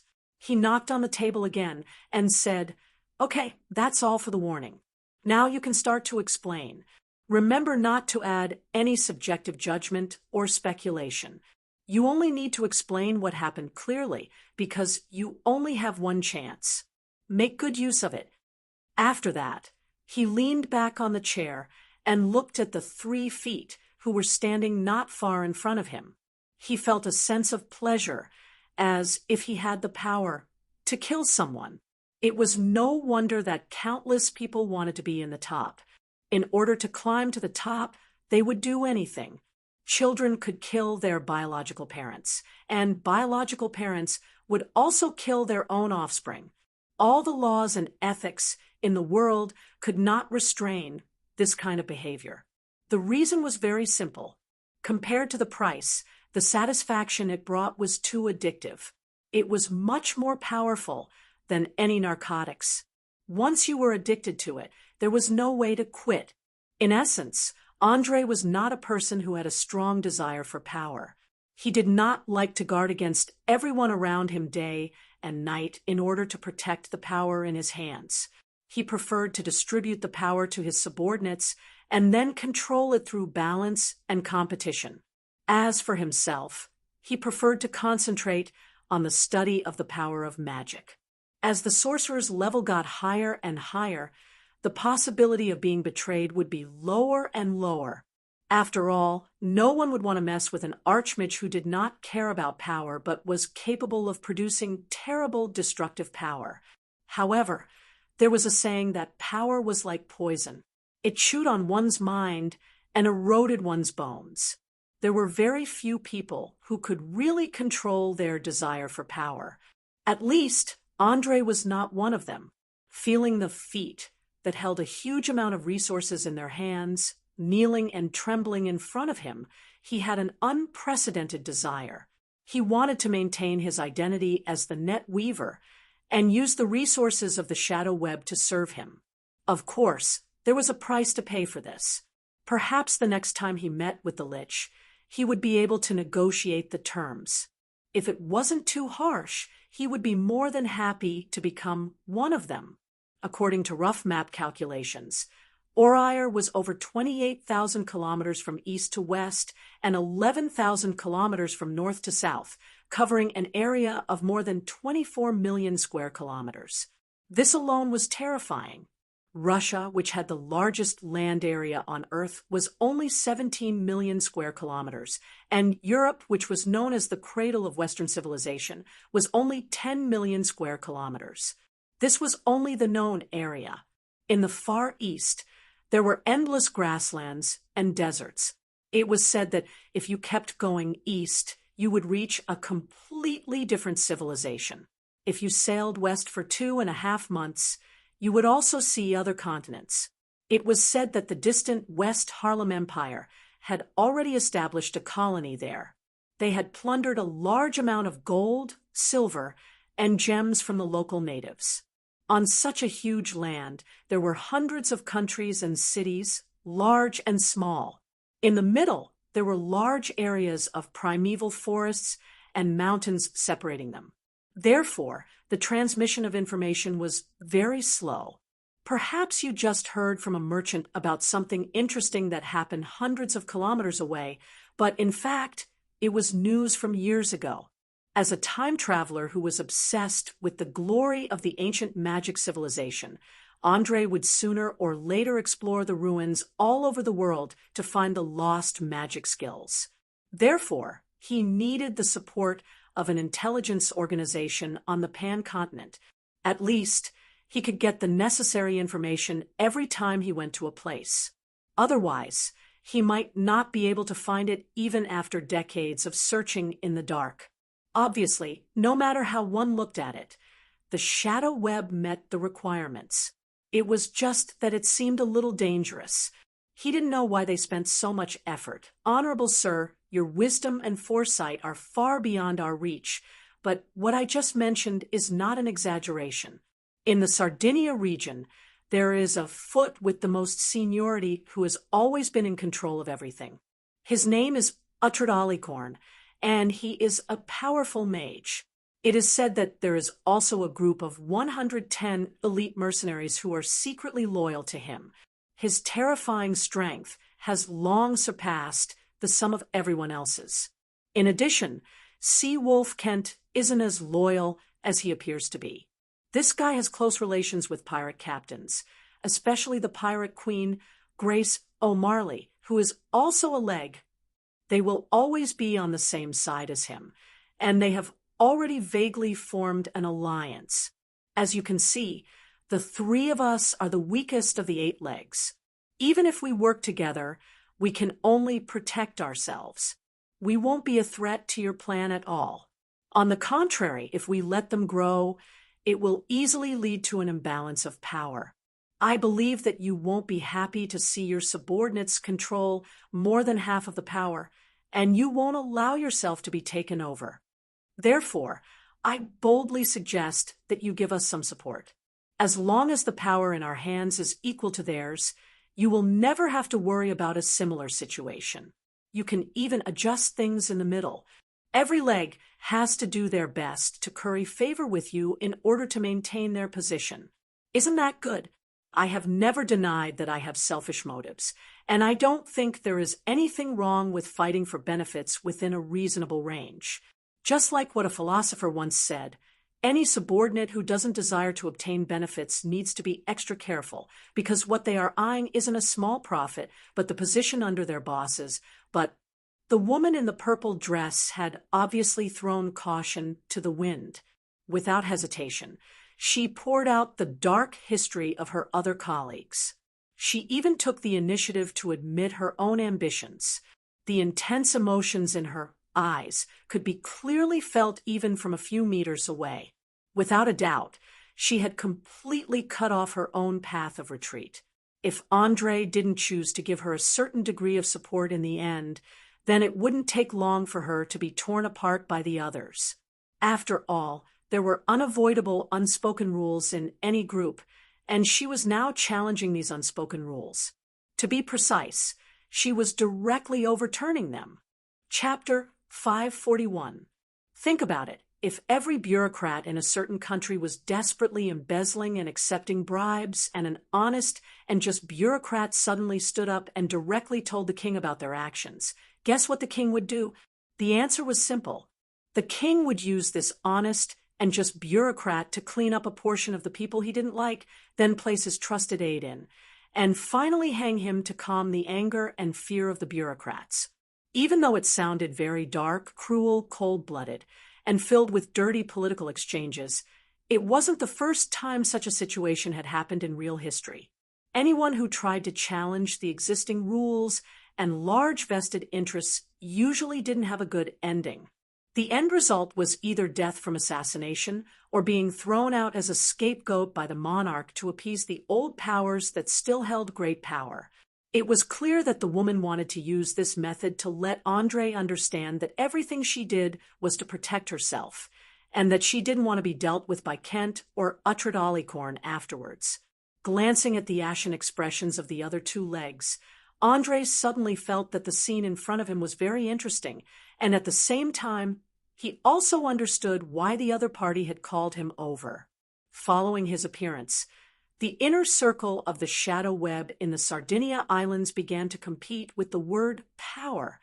On one hand, Uhtred Alicorn, who was originally the strongest, wanted to maintain his position, and on the other hand, Kent wanted to use this opportunity to suppress the former so that he could replace him. As for the three unlucky fellows in front of him, all right, they were probably terrified by the current situation, so they banded together to avoid the fate of being sacrificed. After all, the strong planted the flag, and the weak took sides. This was an unchanging truth since ancient times. Moreover, taking sides was also a skill. If they didn't do well, they might be swallowed whole, and in the end, they wouldn't even be able to get a single strand of hair. Perhaps it was a resistance provoked by the strong pressure, or perhaps it was just because they were dissatisfied with the current situation. In any case, they took the initiative to come over in order to obtain support and force the other two powers to refrain from going overboard. This way, they would have the opportunity to develop. Having thought this through, Andre couldn't help but sigh inwardly. Humans were indeed creatures that were best at infighting. The powerful enemies outside had yet to be dealt with, and they had already begun to lay their hands on their comrades. They were truly an example of an evil organization. However, this kind of infighting would not affect his plan at all. On the contrary, it would bring him countless benefits. Thus, after deliberately remaining silent for a few minutes, he slowly raised his head and stared into the other party's deep blue eyes.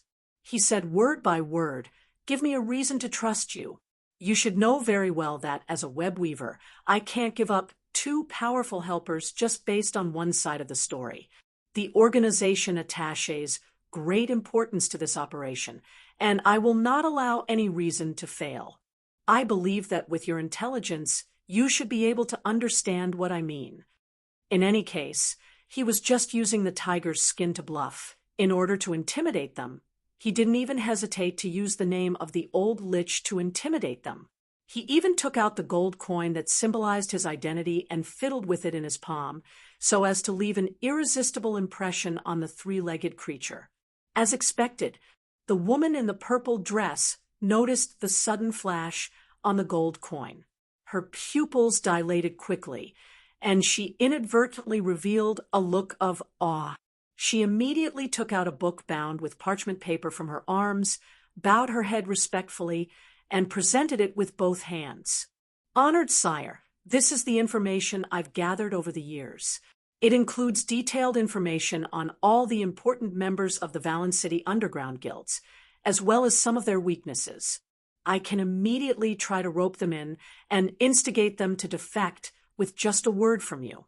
In addition, there are enough weapons and armor to arm 500 people at the bottom of the sea beneath our feet.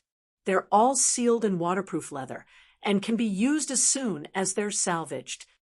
Oh, I really couldn't tell that you were able to get your hands on so many good things right under the enemy's nose. How did you do it?" Andre raised his eyebrows in surprise. One had to know that this was Valen City, a city ruled by the underground guilds.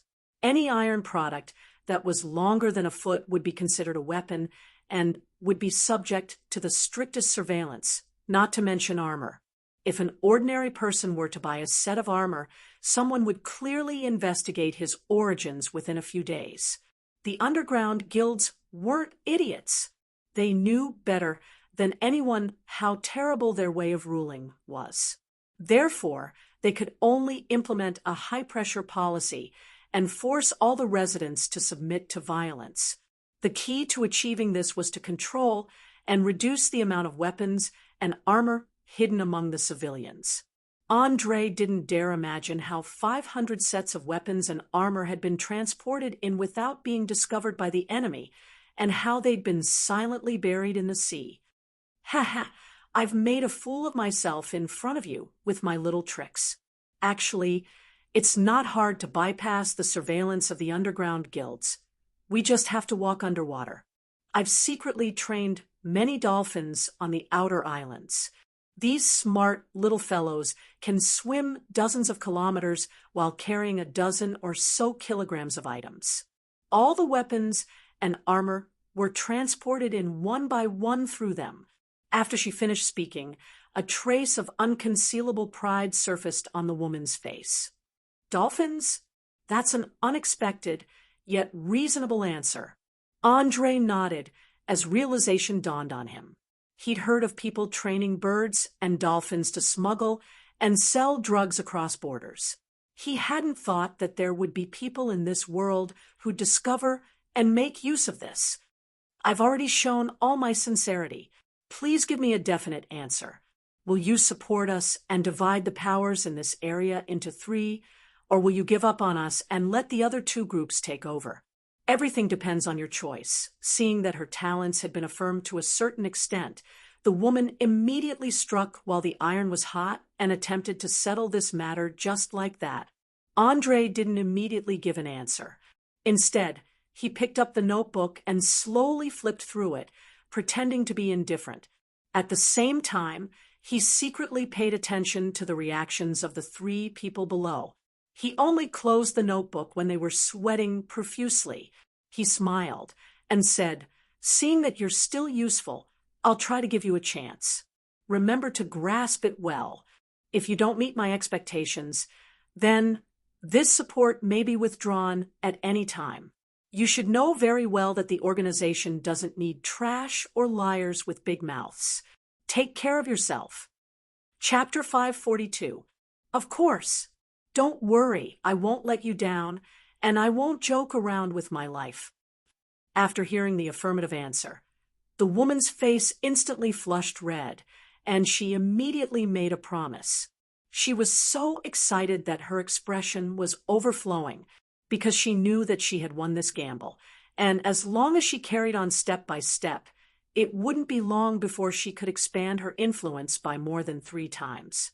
The other 2 legs, who had remained silent, also hurriedly knelt down to express their gratitude. Although they had been neglected from beginning to end, at this moment, they also stood up and tried hard to show their loyalty. However, Andre had already heard too many of such cliches and had long been immune to them. He stood up and casually waved his hand. As he walked out, He said, "Well, I don't like to listen to empty flattery and nonsense. I pay more attention to practical actions. Today's conversation ends here. In addition, tell me your name, woman. Based on your performance today, you are already qualified to say your name in front of me. Teresa Morley. My name is Teresa Morley, Your Excellency. Please remember it. Soon it will become the name you hear most often, and may even become your most capable subordinate." After saying that, the woman in the pink dress took off her hat and bowed deeply. Her eyes revealed confidence and fanaticism. "Teresa Morley, I think I will remember it. I hope you won't disappoint me in the end." Andre turned his head and glanced at her meaningfully. He turned and opened the door, quickly disappearing at the corner of the corridor. As soon as he left, the fat man sat down on the ground and desperately wiped the sweat on his body. He gasped and sighed. "Damn it, is this the legendary net weaver? Too scary. That aura makes me feel suffocated." "Meow, I agree. He is 10 times scarier than Uhtred Alicorn. My legs are still shaking." Mia shrunk her neck in fear. Her 2 furry pointed ears stood up high, no different from a frightened cat. Teresa glanced at her companion with disdain, and then reprimanded in a strict tone. "Shut up. Is the net weaver someone you can judge? Did you forget what he said just now? To the organization, we don't have any privacy, so be careful what you say in the future. Cut the crap and quickly discuss what we should do next. You should know that our opponents are all difficult to deal with." Andre didn't know what the 3 legs had discussed after he left, and he didn't care whether they would succeed in the end.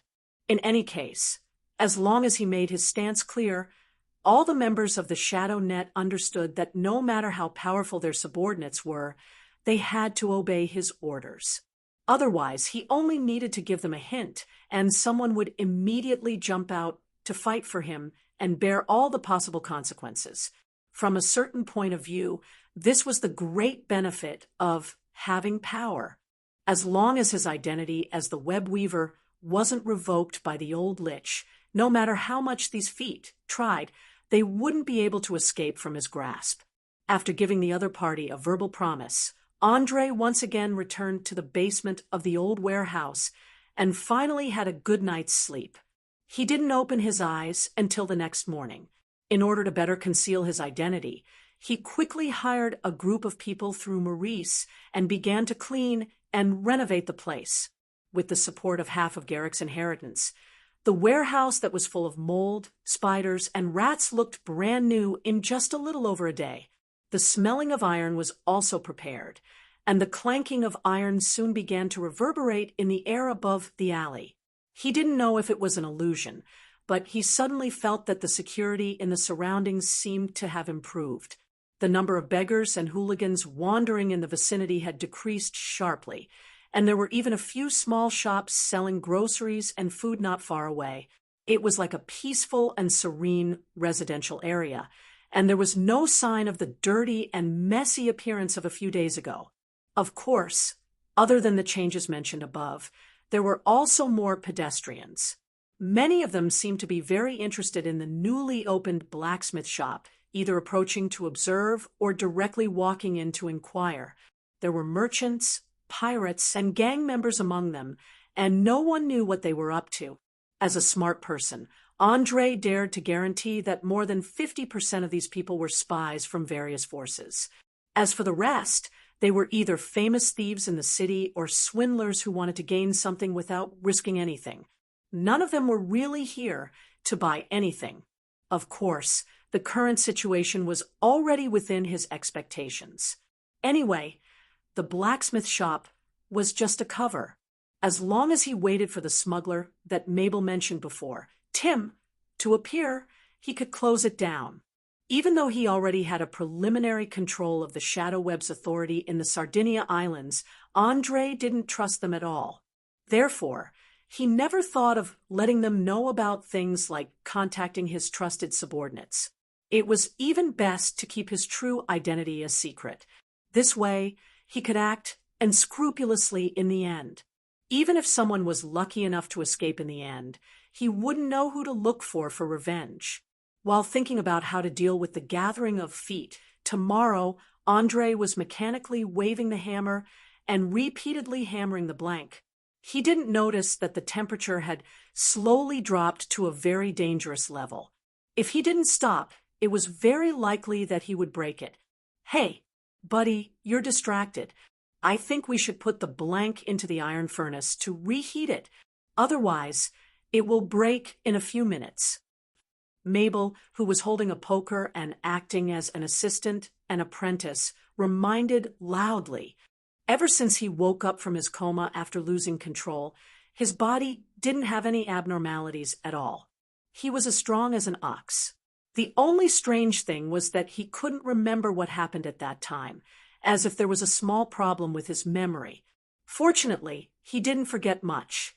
It was only the first few minutes of using the berserk ability, and the impact on his whole body was minimal.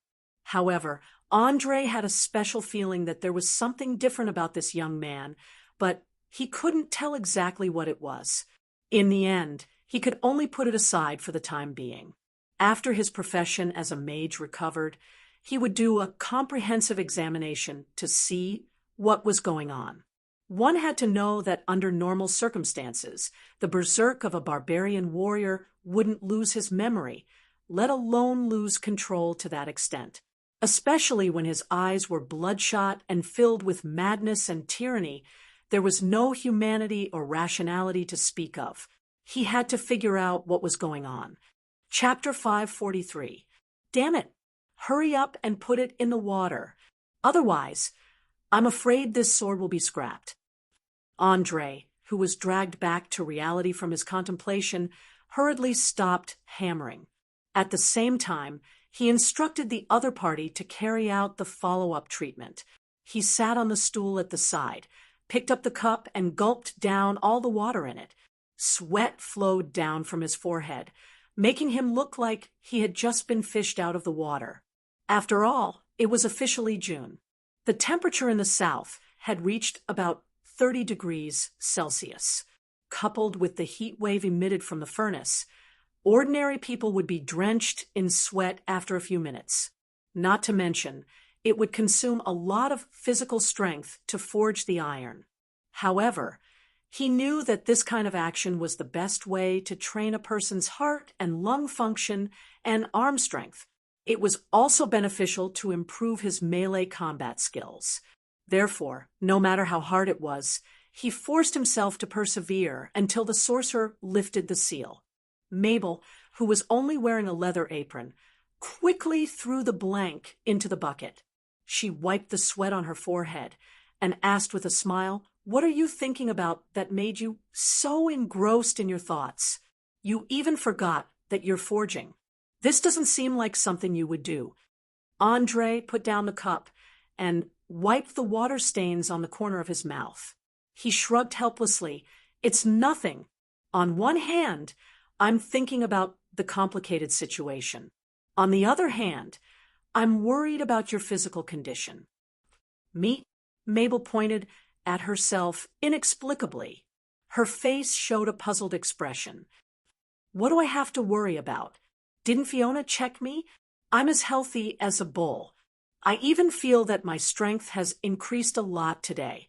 It should be because I've been forging with you recently. To be honest, I've really fallen in love with this profession.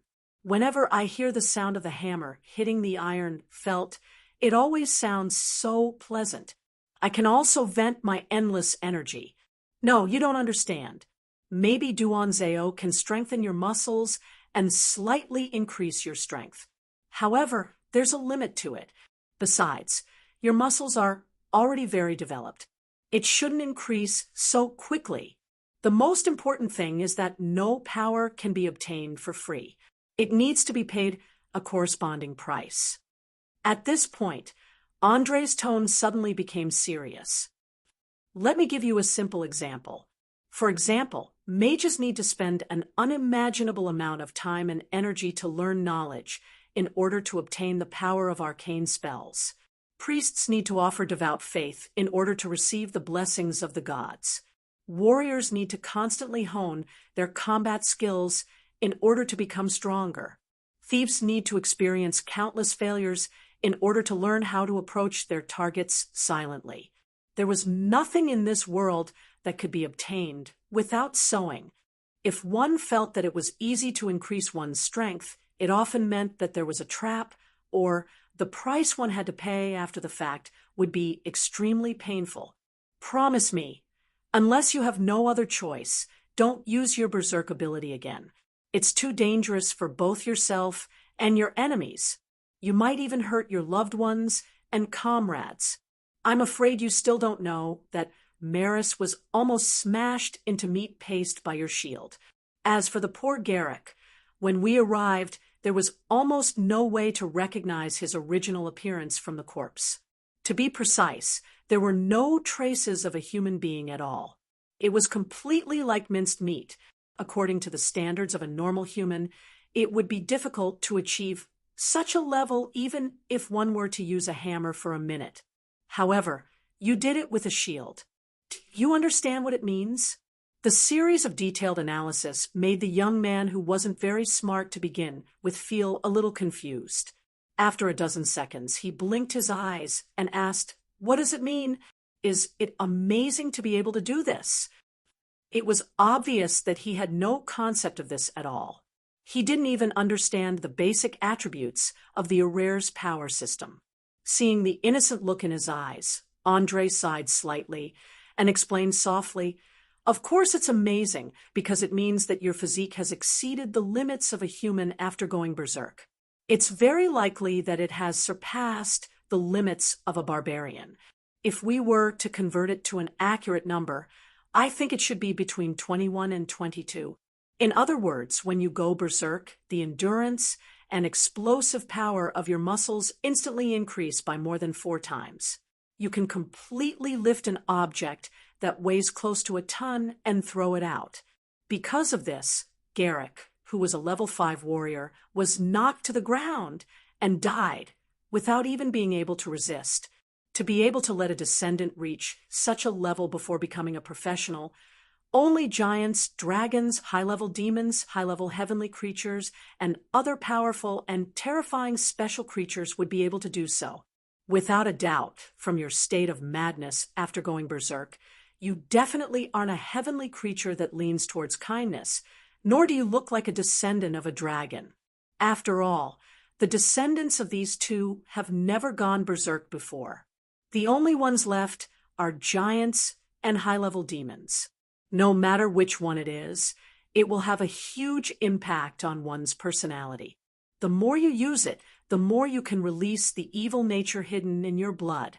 Believe me, you definitely don't want to see yourself become more and more cruel and tyrannical. That's why you're finding a way to suppress it, or your heart is firm enough. Otherwise, reducing the number of times you use it is the smart thing to do. Perhaps others didn't know how terrifying it was when one's strength exceeded 20, but Andre, as a mage, was very clear.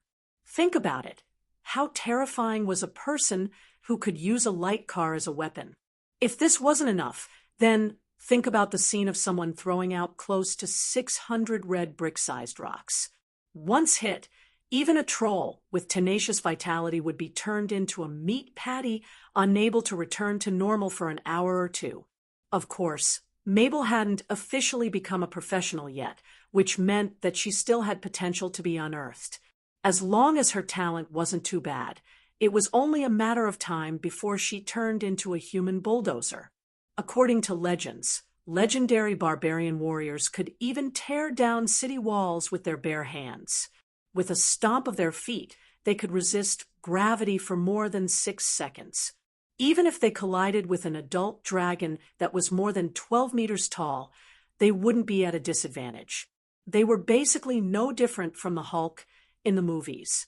Even though he wasn't sure if Mabel would become a legendary barbarian warrior one day, Andre felt that even if she was only level 5, she could still take out an enemy who was 5 levels higher than her by surprise. After all, strength was a huge help in close combat.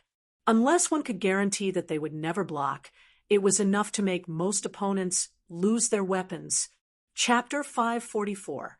Oh, my God! You're not joking, are you? I can lift something that weighs close to a ton? How is this possible?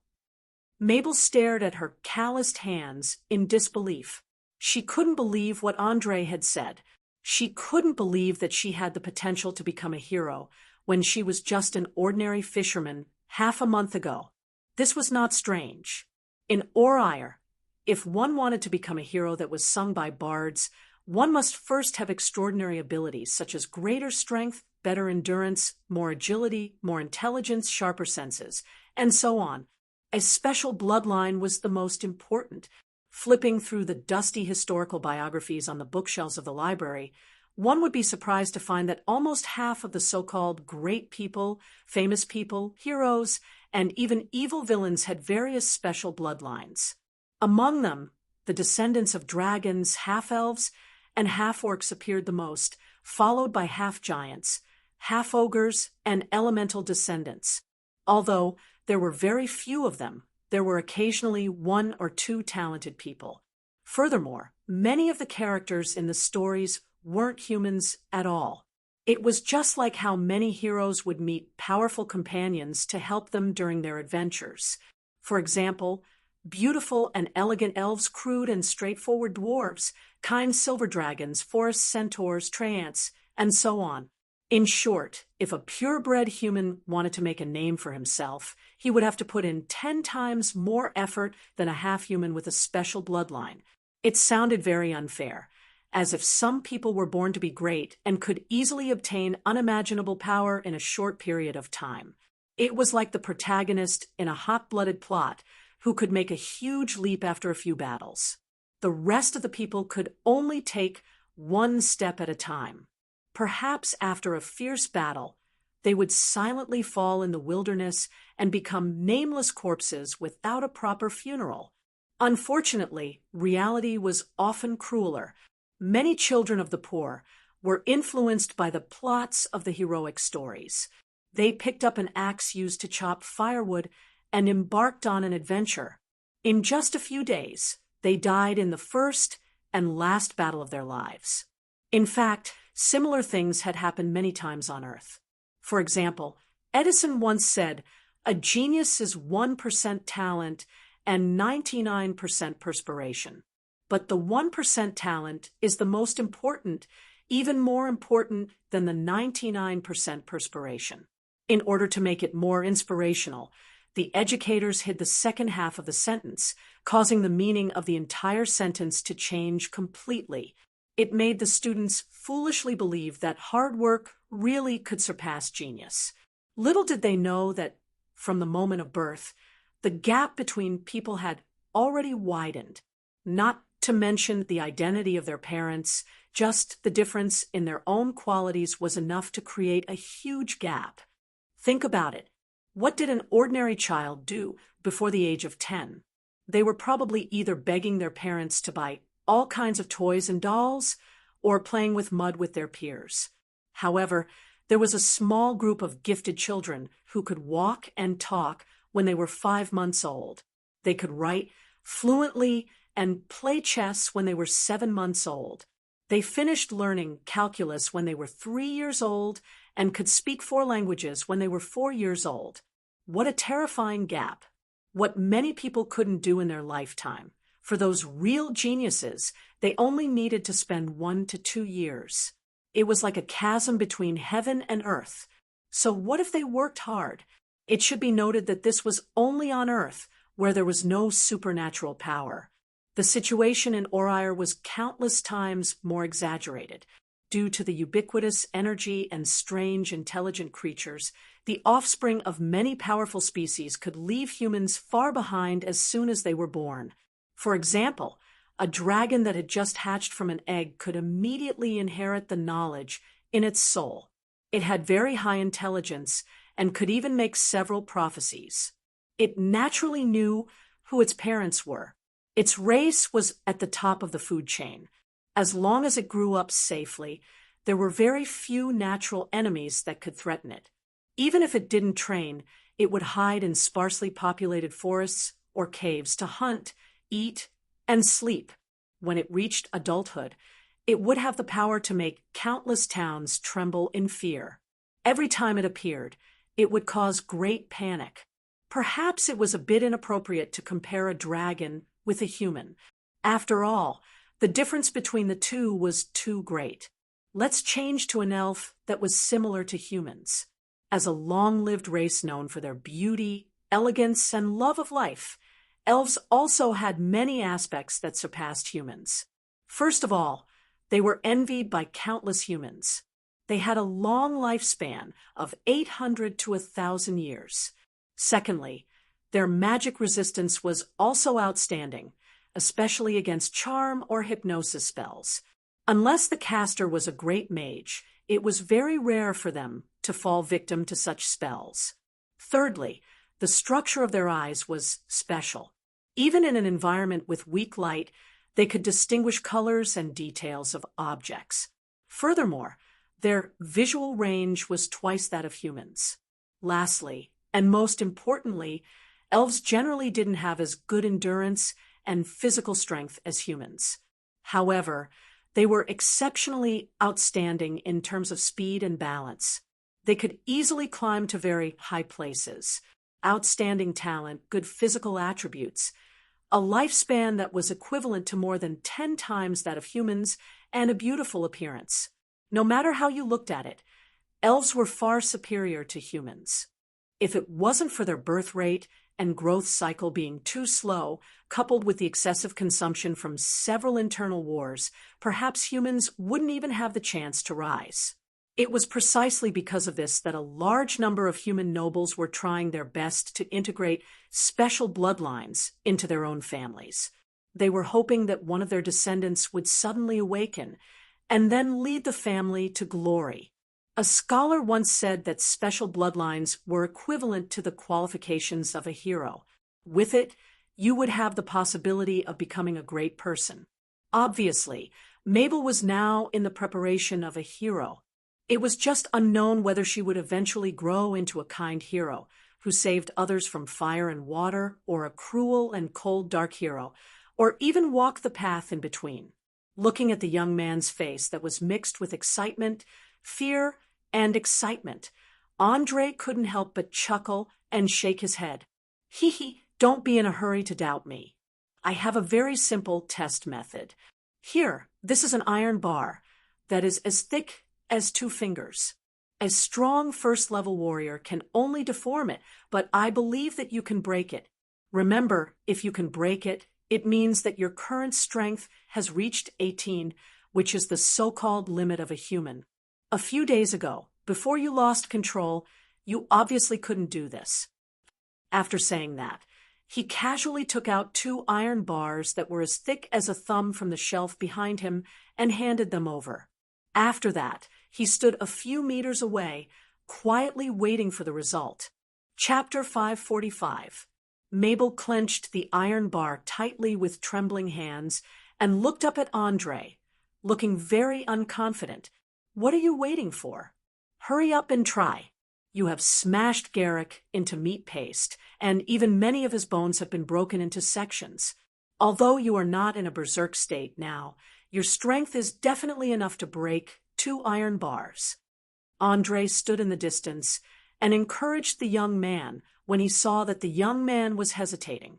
Okay, then I'll try. Perhaps the words just now had an effect. Mabel clenched her teeth and began to exert force. The muscles on her 2 thick arms bulged and congested at a speed visible to the naked eye. The veins on her hands were exposed, and the expression on her face was very ferocious. As she exerted too much force, her eyes bulged a little, and she roared. Ah! Bang! Bang! The monstrous force that was unimaginable to ordinary people caused the iron bars to rapidly deform and break in just a few seconds. A few small pieces even flew out at the speed of a bullet and embedded directly into the wooden wall. It would be impossible to pull them out without using pliers. Oh my God! I really did it. I broke 2 iron bars at the same time. Mabel was ecstatic after she succeeded. She could no longer hide the excitement in her heart and shouted happily. Andre walked to the side of the wall and carefully observed the part that was inserted inside. He soon discovered that the area around the fracture was slightly white, and it was also quite neat. This meant that the force was applied very quickly and very quickly. Before the steel could show its toughness, it was suddenly broken. This also meant that breaking 2 iron bars was far from the limit. After discovering this, he turned his head and looked at the young man, who was immersed in joy. He lowered his voice and muttered to himself, "A descendant of a giant or a descendant of a powerful demon? It seems that I have really unearthed an amazing guy. Maybe I should carry out systematic training for him. Otherwise, I'm afraid that such good talent will be wasted." Just as Andre was thinking about where to find a qualified warrior mentor, Fiona had just come in from outside the door. She saw her brother in high spirits and hurried over to ask, "What's wrong? Did something happen to make you happy? Quick, tell me." Mabel raised the broken iron bars in her hand and replied excitedly, "Look, I broke them in one go. Ever since I lost control last time, my strength has inexplicably increased a lot. I feel like my body is filled with energy. Maybe one day I can also become a hero in the bard's stories. Great Lord of the Raging Flames. What did you say? He broke 2 iron bars in one go. How is this possible?" Fiona's eyes widened in shock. She grabbed the broken iron bar and looked at it. As a result, she found that there were 2 very exaggerated handprints on the holding part, which were obviously the same size as her brother's hands. Oh, God, it was actually real. This is unbelievable. He. Looking at her younger sister's incredulous expression, Mabel subconsciously began to giggle. After all, to her, it was as if she had suddenly won a lottery with a prize of over 100 million yuan. It wasn't strange for her to feel a little dizzy. Seeing the brother and sister staring at each other without saying a word for a long time, Andre had no choice but to come closer and clap his hands. "Well, don't be too excited. Having great strength doesn't equate to having great combat power. That night, if Garrick hadn't been caught off guard, you would have been killed by him in a few minutes. From this evening onwards, take out an hour or so every day to practice with me and Borsha. The first thing you need to train is your defense. When you can perfectly defend against each of our attacks, then you can practice attacking. Remember, no matter when and where, the most important thing is to survive. If you lose your life, even if you have more powerful tricks, you won't be able to test them." For the whole afternoon, Mabel was immersed in incomparable joy. Even when she was forging, she had a smile on her face. From time to time, she would murmur words that others couldn't hear clearly, as if she was full of endless daydreams about the future. Of course, this daydream only lasted for an hour after dinner. Then, she realized how terrible the torture she had to go through before she could become a real hero. Idiot! How many times have I said it? When you fight, you must ensure that your steps are steady. No matter how the enemy provokes you, you can't rush up like an idiot and randomly wave your weapon.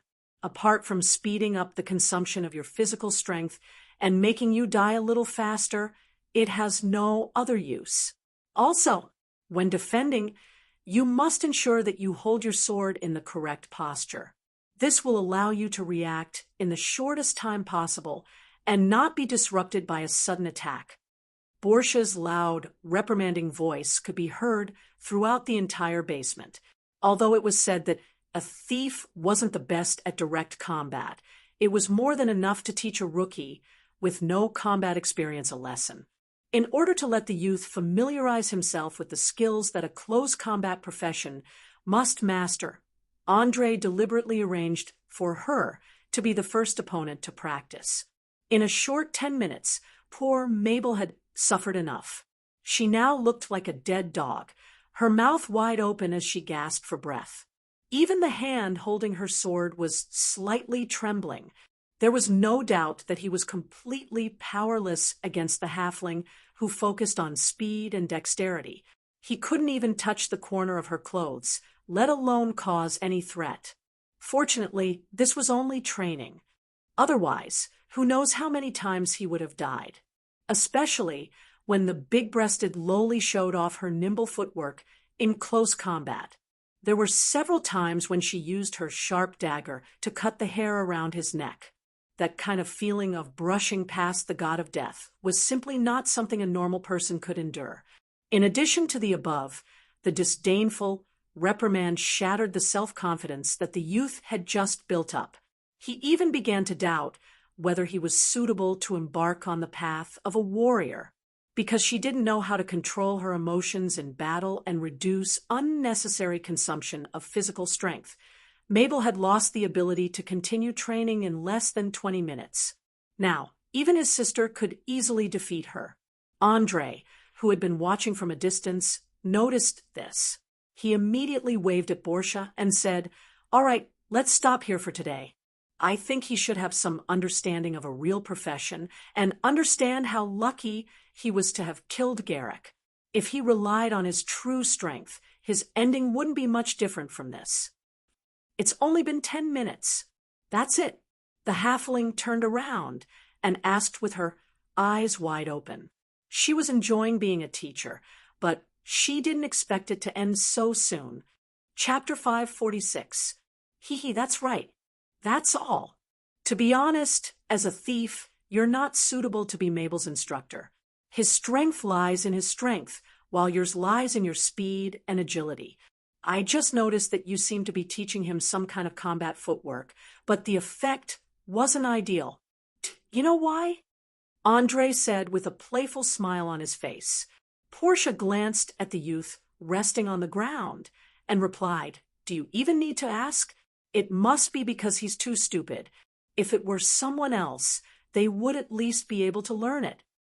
Hearing the halfling's evaluation, Mabel immediately smiled bitterly and shook her head. Perhaps it was because she was too tired, but she did not refute. She only wiped the sweat off her neck and continued to relax her tired muscles. "No, it's the exact opposite. There's a problem with the footwork you taught. To be precise, it's the combat footwork of a thief that can't bring out his strength advantage. So the more he learns it, the more awkward it will be, to the point where he can't even perform at his original level. Otherwise, he could at least last for 10 more minutes. Andre pointed out the problem with a single hit, not at all deceived by the superficial appearance. Although he was not a pure melee fighter, he could still see that this kind of footwork that purely pursued speed was not suitable for a frontal battle at all with the knowledge he learned from books, as well as his understanding of the human body structure and the principles of mechanics. Instead, it was suitable for quietly approaching the opponent from behind, and then stabbing a fatal weapon into the opponent's vitals with lightning speed. The big-breasted lowly obviously knew this as well. She spread her hands innocently and said, "All right, what you said makes sense, but I only know this kind of footwork. If I don't teach him this, should I teach him how to use a short sword, a short knife, and a dagger?"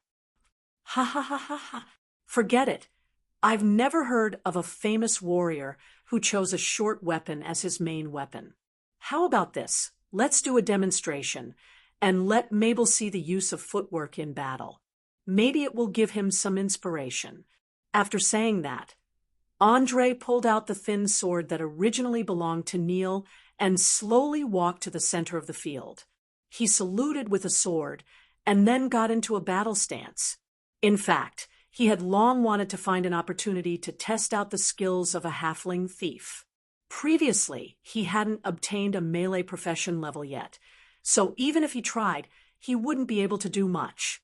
However, things were different now. Perhaps it was unrealistic for a level 1 rogue blade master to defeat a level 5 thief, but it would not be a problem for him to test the waters. After all, The thief class had many skills, including picking locks, stealth detection, setting traps, pickpocketing, searching for enemy information, forging documents, ambushing, nimble dodging in battle, and so on. Very few people could master all of these skills to the peak. Generally speaking, every thief would focus on training in a few areas according to the environment they were in. For example, thieves who sneaked around in the streets and alleys and stuck their hands into other people's pockets would have a much higher level of pickpocketing. Those who broke into houses and stole were often better at stealth, picking locks, and detecting traps. As for assassins who killed for money, they were especially good at using poison and assassination. Many people died silently in their sleep. According to Andre's analysis, Portia's stealth skills were superb, coupled with the fact that she often broke into houses and stole for free. Her stealth and picking locks must be superb. Otherwise, she wouldn't have been caught so many times. The only thing he couldn't be sure of was her ability to fight head-on. Even though she had participated in a few battles before, her opponents were too weak. She had gained an overwhelming advantage just by relying on her nimble movements and lightning-fast reflexes. Now that she finally had a chance, how could she let it go so easily? "You want to fight with me?" The halfling raised her eyebrows in surprise. She looked at Andre from head to toe, her eyes full of doubt. As an experienced veteran, she could tell that the other party didn't seem like someone who often wielded a sword. His posture was just like a textbook. He didn't even have a fixed personal habit. So how could he possibly be a match for her? "That's right. I want to fight with you. Come on, don't just stand there." Mabel is still waiting to learn something from this. Also, I'll kindly remind you, don't treat me as a rookie, or you'll be at a disadvantage. Andre was very clear about the doubts of the little fellow standing in front of him. He was even more aware of how awkward his current melee combat skills were to an experienced veteran.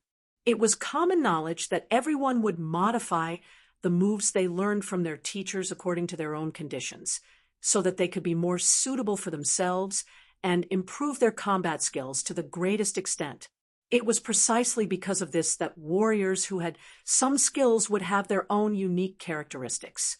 For example, some people had long arms, so they would make full use of this advantage to strengthen their thrusts.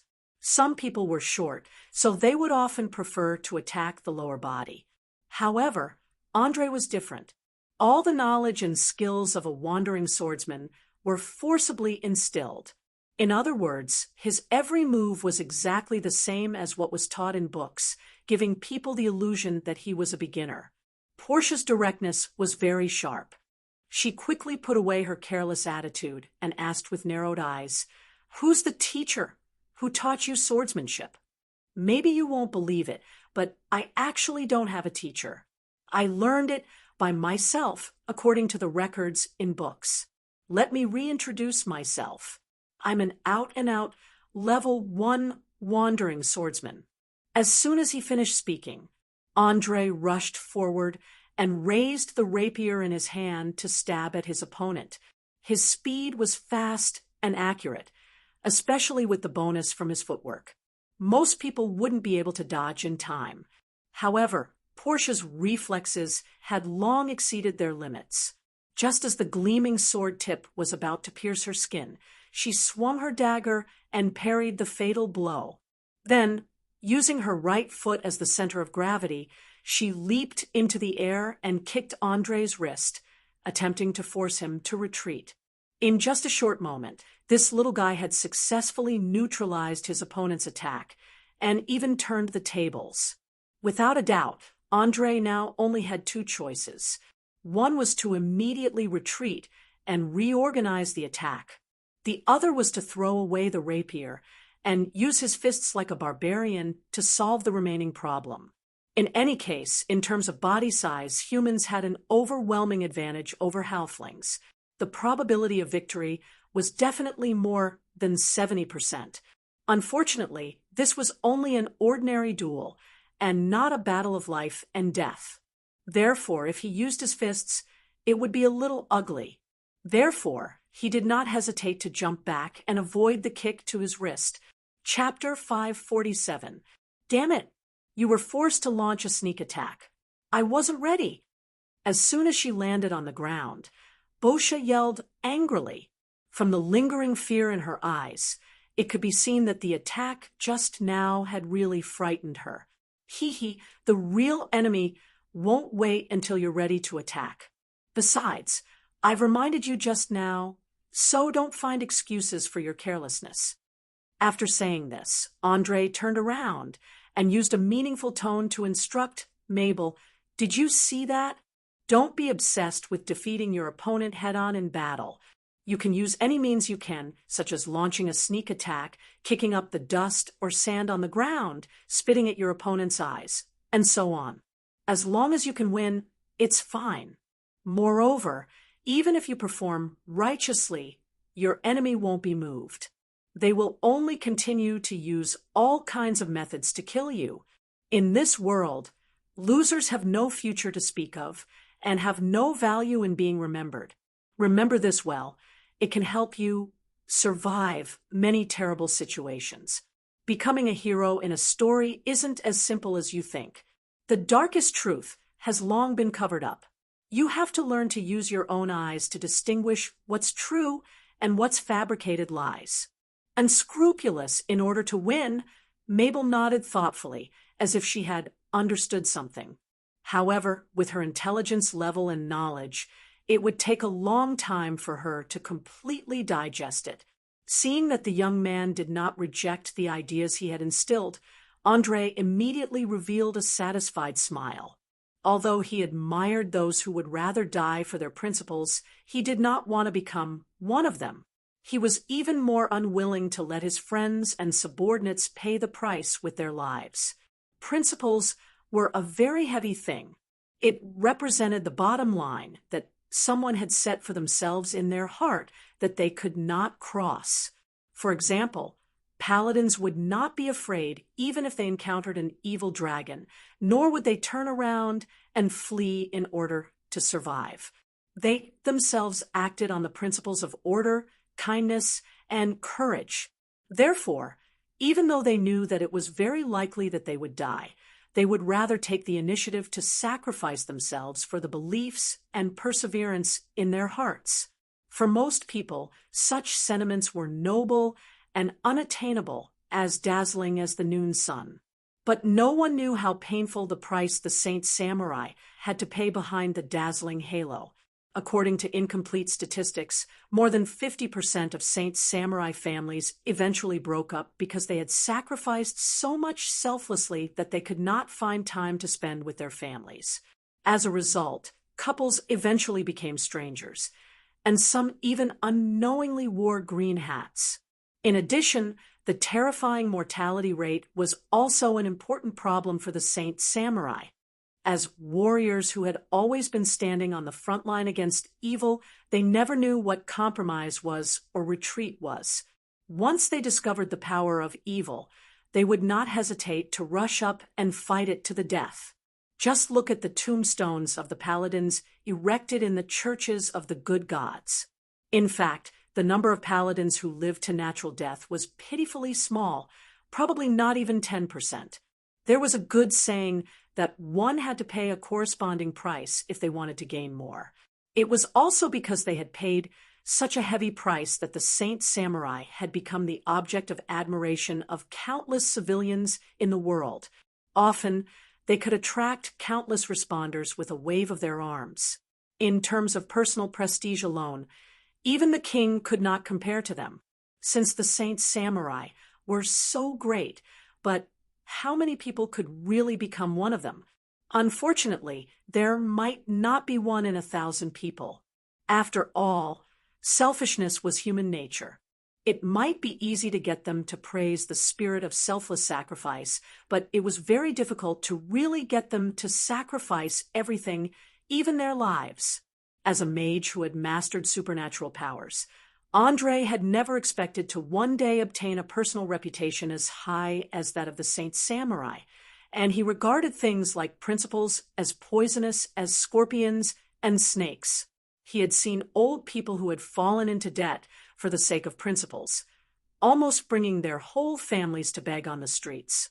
He had also seen criminals who gave up all their bottom lines for their families and did not hesitate to risk their lives. If there really came a day when he had to make a choice, he would rather be the latter, stealing, robbing, and using unscrupulous means to obtain wealth than be willing to let his family suffer with him for the sake of so-called principles.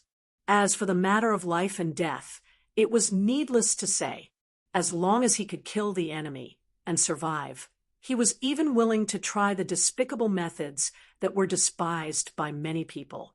At the same time, he also hoped that the people around him would adhere to this philosophy, so as to minimize the probability of death to the greatest extent. After all, Oriar was really too dangerous, not to mention the prehistoric beasts at the top of the food chain, and not to mention the conspiracies that were secretly brewing in the dark, just the goblins and kobolds that could not be wiped out no matter how hard they tried was enough to cause great harm. Don't think that they were all trash. Any adult male could take on one or two of them with a wooden stick, but these timid little monsters never liked to appear alone. Often, there would be at least a few dozen of them when they appeared. If there was a strong leader, it would not be difficult to gather thousands or even tens of thousands of them. Just think about it. What would happen if you encountered thousands of goblins in the wild? The answer was simple. Unless you were a powerful and well-prepared spellcaster, other professions could only turn around and run. In such a situation, if you wanted to guarantee your own survival, you would have to make some relatively difficult choices. For example, abandoning some irrelevant strangers and letting them become cannon fodder to delay the monster's pursuit. Another example was using the terrain advantage to let others become bait while you quietly hid. In short, as a pure warrior, Mabel definitely could not be like the paladins who thought of themselves as the messengers of justice, bravely stepping forward to face danger at the slightest provocation.